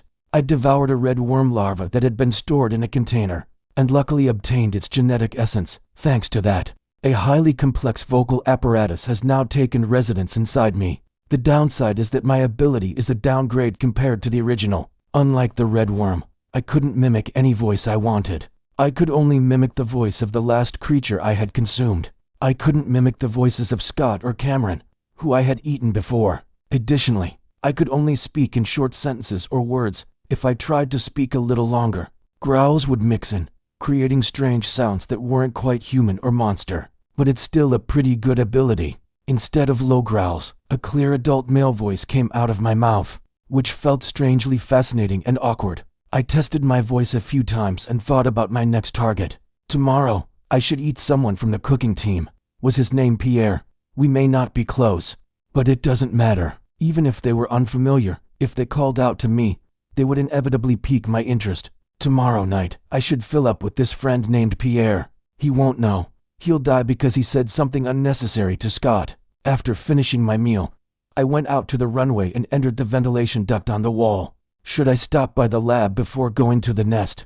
As I crawled along the passage, I headed towards the laboratory. It was to see experiment subject 26, the bubble amoeba. As I got closer to the lab, I received a wave from him. Hello. The tentacles on the back of my head vibrated softly. Until now, I had thought that psychic abilities were useless. Unexpectedly, I found that through psychic abilities, I could communicate with other creatures via waves. When playing games, I always pursued efficient gameplay, so I had never paid any attention to characteristics that had minor effects like this. I never intended to have the ability to communicate with bubble amoebas. It seemed like a trait that would be more useful to bubble amoeba enthusiasts than to me. At any rate, now that it had greeted me, it was my turn to respond. I focused my mind on the back of my head. The tentacles wriggled, gathering invisible energy. Hello. I didn't even need to see experiment subject 26 to communicate now, and something new had come to light. His vocabulary seems to have expanded. As far as I knew, bubble amoebas weren't creatures known for evolution. Once they reached maturity, they mainly grew in size without any significant evolutionary changes. However, this particular one seemed to transcend the limits of its species, conveying complex and seemingly impossible information. Moreover, its communication skills were improving significantly with each encounter. They said they are doing psionium experiments. Is there an effect I don't know about? I wasn't sure if it was a psionium issue or if the creature had some special abilities. In any case, since the creature's growing intelligence didn't seem to have any adverse effects on me, I decided to stop worrying about that particular issue. Sorry, trouble with food today. What's the trouble? Can't get any. I could sense a frustrated wave of emotion coming from the creature. I understood it perfectly well. After all, the only source of joy for the creature, which was subjected to experiments all day long, was the calorie bars I brought. But I can't get him any more calorie bars now that I've grown in size. The current security in the lab was at a level just below a nuclear reactor or a cooling room. After the research officer's death, the security team had tightened the lab's security to the maximum level. Thanks to that, the ventilation ducts above the previously secure laboratory had become risky. I had vibration detectors installed inside the laboratory, so it was clear that I would be caught if I moved carelessly. In this situation, there was nothing else I could do except have a conversation with Subject 26 from a distance. Are you okay today? I'm struggling. It hurts. Since Kaisaragi's death, the psionium experiments had been at a standstill. The subordinates continued the experiments every day, but they didn't inject as much as before. Of course, that didn't mean Subject 26 was fine, even in small amounts. Psionium was a highly toxic substance to the body. Go in. Goodbye. Take care. Sigh. Hang in there. It's not that I didn't want to help, but the risk was too great. Even if I had gained powerful abilities, going head-to-head with the crew of this ship was impossible. At least, I had to become an Ascendant to engage in guerrilla warfare. Once I became an Ascendant, I could easily wipe out the unit that received the enhanced suits. The problem is that the conditions for Ascendant evolution are strict. To evolve into an Ascendant, I had to kill and consume 10 individuals from each of the 2 intelligent species that players could control. Since there was only one suitable target on this ship, which was humans, Ascendant evolution was impossible. There are pirates, but I don't know how that will turn out. Whether the first could evolve depended on which cartel the space dogs around here belonged to. If I encountered a human cartel, it would be useless. It will take several more days at least. Judging by the atmosphere on the ship, it wouldn't be long before I encountered space dogs. The engineering team members I had devoured were staying up all night repairing the fighter planes. As I was heading towards the nest, a group of people passed beneath me. They were soldiers and the crisis management officer. I have some business to attend to, so I'll be on my way. Yes, sir. The soldiers bid him farewell. and the crisis management officer continued walking alone towards some destination. I should probably consume the crisis management officer as well. Although he seemed like a tough opponent, I decided not to postpone it any longer. Even if I didn't consume him immediately, it wouldn't hurt to gather information about his weaknesses or daily routines in advance. I followed the crisis management officer. He was heading to the fitness training room. Inside, soldiers and crew members were diligently working on their physical fitness. What's this? Is he planning to exercise? In an instant, after changing into workout clothes, he sat down in front of an exercise machine and began his strength training routine. I watched for about 10 minutes, wondering if there would be any changes, but he was only pumping iron vigorously. Sigh, I should check on someone else. There was no need to watch Prey exercising. As I got up to leave, he finished using the machine, took something out of his pocket, and set it down on the machine's platform. A phone. It was a small phone in the shape of earphones. He held it in his hand and looked around, making sure no one was paying attention to him. After confirming that no one was bothered, he plugged the phone into his ear and resumed exercising. His actions piqued my interest, so I focused my auxiliary senses on him. Contacting. C. Nearby. His voice, which had been sporadic, gradually became clearer. Yes, the plan is proceeding as scheduled. Yes, really. A plan. An order came from the family. Oh, no, of course not. How could I ever doubt it? For a moment, a perplexed expression crossed the crisis management officer's face, but he quickly regained his composure. In any case, it's going well. Miss Kaisaragi has already been eliminated. The ship will arrive at C08 as planned. Yes, all of Captain Samuel's orders have been recorded. What? Yes, that's fine. Everything is in accordance with the will of the family. I mean, with Captain Young Woojin's will. I'll take responsibility. Yes, I understand. Goodbye. After hanging up the call, he once again focused on his exercise. He appeared to be a dedicated fitness enthusiast, but my suspicion of him reached its highest level. I thought he was a straightforward guy, but he's a real fox, isn't he? I knew that the crisis management officer had convinced the captain to make contact with the space dogs. However, based on the conversation I overheard, he seemed to have much more planned than just that. Whether this would benefit me or backfire on me remained to be seen. I quietly observed him from the darkness. The caller seems to be from the Eugen family. I thought to myself, as far as I knew, the crisis management officer wasn't from the Eugen family. His name was Arnold Russell, and the Russell surname didn't belong to either Noble Capital or Prime Capital. It was a rather ordinary surname. Could it be an alias, I wondered? Or perhaps he was a subordinate of the person he was talking to. From the conversation, it seemed like he wished for Kaisaragi's death. Could this be an internal matter? In the game, both the Noble Capital and Eugen family were ruthless when it came to power and money. The possibility of them fighting among themselves and even resorting to killing each other was quite high. In this space, eliminating Kaisaragi Eugen would be fitting. But then again, I'm the one who killed her. From the conversation, I deduced that his goals were twofold: to kill Kaisaragi and lure the ship to C08. I wasn't sure of the reasons, but almost unintentionally, I had helped him achieve his objectives. Whether the Eugen family fights or not, it's none of my concern. What was essential was what I would do with Arnold Russell. Cattle were raised for the sole purpose of becoming food, useless. Intelligent food needed to be excluded. He's made me wary of him. That fact alone justified his death, having evolved into a metamorph body. Fighting against soldiers wasn't a significant problem. If I were to surprise attack him, I could easily overpower the muscular man. But opportunities are scarce. Arnold had been meticulous since my hibernation, always staying in crowded places and avoiding remote areas. Should I kill him in his room, like the material management officer? I considered it, but it wouldn't be easy. He slept in his reinforced suit, unlike the soldiers, making it difficult to kill him quickly. If the attempt failed, it would be quite troublesome. He could easily contact the ship's AI with the communication device provided as an option. Perhaps there's only one option in the end. If he had no weaknesses, then I would observe him until he was discovered. Time was what I needed to catch a formidable prey. I casted one more glance at him before heading to my nest. In a world where more humans are born in incubators than in their mother's wombs, it might sound absurd to seek a god in such a place. However, I somehow had the feeling that there might be a real god here. If not, there was no way such a favorable situation would be created for me. Security officer, how on earth are you handling this situation? Didn't you say you could find them? I'm sorry. From below, Samuel's voice resounded with frustration. Through the gap in the mesh fence, I could see the security chief hanging his head, clearly at a loss for what to do. I was currently eavesdropping on their conversation from above the meeting room. That damn sorry of yours.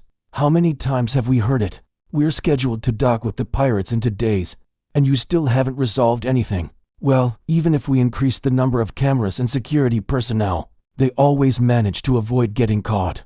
Damn it, navigation officer. How many missing personnel do we have on board right now, including the former material management officer? A total of 8 people. After the research officer's death, we have 7 missing crew members. Why can't you find them?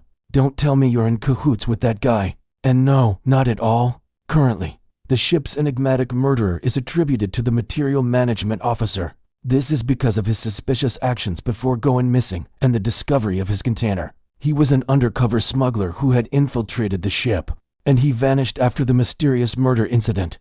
Unfortunately, the culprit is right here. Samuel, unaware that the culprit was right above him, sighed heavily and slumped into his chair. Let me ask one thing, isn't the material management officer a human being? Shouldn't you search everywhere a person could go? Well, there's a shortage of cameras in some places, and even though we've installed them in crucial areas, it's like they're avoiding them like ghosts. Ugh. Then what about the body? The body can't just walk around. It must be hidden somewhere. Why can't you find that? We're constantly monitoring areas that could be used to dispose of a body. I don't know how it was disposed of, but we just can't seem to find it. The security officer, who had been the center of attention for everyone in the room, took out a handkerchief and wiped his forehead. With his sparse hair, he looked even more forlorn. But there was no one to assist him. Tech officer, what about tracking devices? With my skills alone, it's impossible. Even if I attempt to create one, I can't guarantee its effectiveness. Damn, he's killing people who can track him. He's definitely not an ordinary human. An indolent smuggler had turned into a professional assassin. It would be a comical situation if my body were not amorph. At that moment, Crisis Management Officer Arnold raised his hand. Captain, I believe what the security officer is saying is true. Why the sudden change? I've personally checked the camera placements and all the possible hiding spots on the ship, and the security officer has done what he can. You couldn't catch the culprit, and now you're defending him. I mean it. Arnold seemed like he had deliberately brought this up, ignoring Samuel's attempt to interrupt. From a human perspective, that's what it means. If it were a human, they wouldn't be able to hide like this. What? Crisis Management Officer, are you here to spread strange rumors? Huh. I had been enjoying the situation, but the atmosphere suddenly became strange. It seemed like Arnold had decided to speak out, and even when the captain threatened him, he continued speaking. We might be dealing with an unknown entity attacking us. You see, Crisis Management Officer, the ship's AI isn't that dumb. Even though it's not the latest model, it used to manage entire battleships. If there were creatures roaming around the ship, it should have detected them long ago. I'm familiar with AI capabilities as I come from a military background, navigation officer. But everyone knows, the material management officer's container, everything inside it was empty. Well, that's true, but then where did those creatures that were inside it go? At his words, some of the officers nodded. Samuel also seemed convinced. Oh no. The flow of people's thoughts was taking an eerie turn. What I had been most cautious about was the suspicion of extraterrestrial life creeping into people's minds. All right, let's assume strange space monsters are roaming around. Where would they go? We have cameras installed in the middle of every corridor, but we can't see a trace of them. There are places we haven't checked. He pointed upwards with his finger. People's attention shifted in my direction, and I quickly stepped back behind the mesh fence. The ventilation ducts. The ventilation ducts are spread throughout the ship. I don't know how big those creatures are, but if they're around 1 meter or less, that's enough room for them to move around. His statement was accurate. It seemed that Arnold wasn't the only one who had underestimated the situation. I might have underestimated him as well. It's a strategic mistake. I had planned to take my time and slowly execute my plan, but Arnold was showing more insight than expected. I should have dealt with this sooner, even if it meant taking more risks. 1 meter, isn't that too small to kill a person? Captain, metallic gremlins can grow up to a maximum of 80 centimeters, but they can still destroy an entire battleship. It's not about their size. Right. He felt like an auxiliary system. Everyone in the room was convinced by Arnold's words. The sweating due to anxiety gradually subsided, and the irregular heartbeats were regaining their stability. We have a problem. If it's really an alien life form that killed people, what happened to the research officer's body? If that thing ate the body, we're in serious trouble. That problem will be resolved if we can capture it alive and hand it over to Noble Capital. If it's proven that it ate the research officer, they'll take it from there. Questions were flooding in from all directions, but Arnold had no trouble keeping up. He answered every question confidently, as if he had prepared for this. The questioning subsided, and finally, Samuel was the last one left. Crisis Management Officer. Yes, Captain. How many soldiers do you think you'll need? I'll select 6 soldiers from the 8th platoon and have them search the ventilation ducts. Permission granted. Please bring back good results. Thank you. After the meeting ended, I returned to my nest. I've endured for quite a while. No matter how much I loathed my body, there would come a time when we would inevitably cross paths. Unless I abandoned my nest and left, there was no way to avoid them in the ventilation ducts. Even if I were to leave the nest, I have nowhere to go. Given Arnold's personality, it was clear he would place some security measures around the ventilation shaft. This would effectively seal off the ventilation ducts. The corridors were covered in surveillance cameras, and the ventilation ducts were off limits. While we hadn't engaged in a full-blown confrontation just yet, it was only a matter of time. Now, the crucial moment for me to make a decision had arrived. Should I run away, or should I stand and fight? Since becoming aware, the once dry nest had become vibrant with life, as if spring had arrived. Lying down there, I extended my small hand and gently touched the spores. Feeling the pulsation of the spores, I made up my mind. I'll fight. This ship might belong to them, but this ventilation duct system was different. This place was my domain, my home, compared to those who tried to infiltrate this place after glancing at blueprints and maps. One possessed a different level of information. The conditions favor me. It wasn't just about the battlefield. The overall situation surrounding the ship was turning against them. The encounter with the pirates was set for 2 days from now. It was hard to imagine Samuel handing over a significant amount of credits, especially with no bodies to show. The pirates aren't offering any services, and yet they're demanding a large sum of money, even if there are no complaints on their side. They don't know how things will turn out on Pirates' end. Those space dogs are practically icons of betrayal, and they won't just let the ship pass as it is. He knows that well. To fight the pirates effectively, they needed to maintain their full strength. Capturing me with minimal troops was impossible. Furthermore, Arnold had mentioned capturing me alive. Capture an amorph until the enemy is eliminated. The relentless creature that never stops until the enemy is dead is amorph. An aggressive alien creature that would bite the enemy's neck even if its limbs were cut off, and only its head remained. That's me. Arnold seemed to think of me as nothing more than a wild animal roaming around on some planet. But that was far from the truth. Capturing an unknown enemy in unfavorable terrain with only a few soldiers was undoubtedly a foolish endeavor. In the space environment, especially within the ship, they'll learn just how terrifying it is to fight against amorph. I would show them everything I had, using every means at my disposal. I would teach them what it was like to fight against amorph in the vastness of space.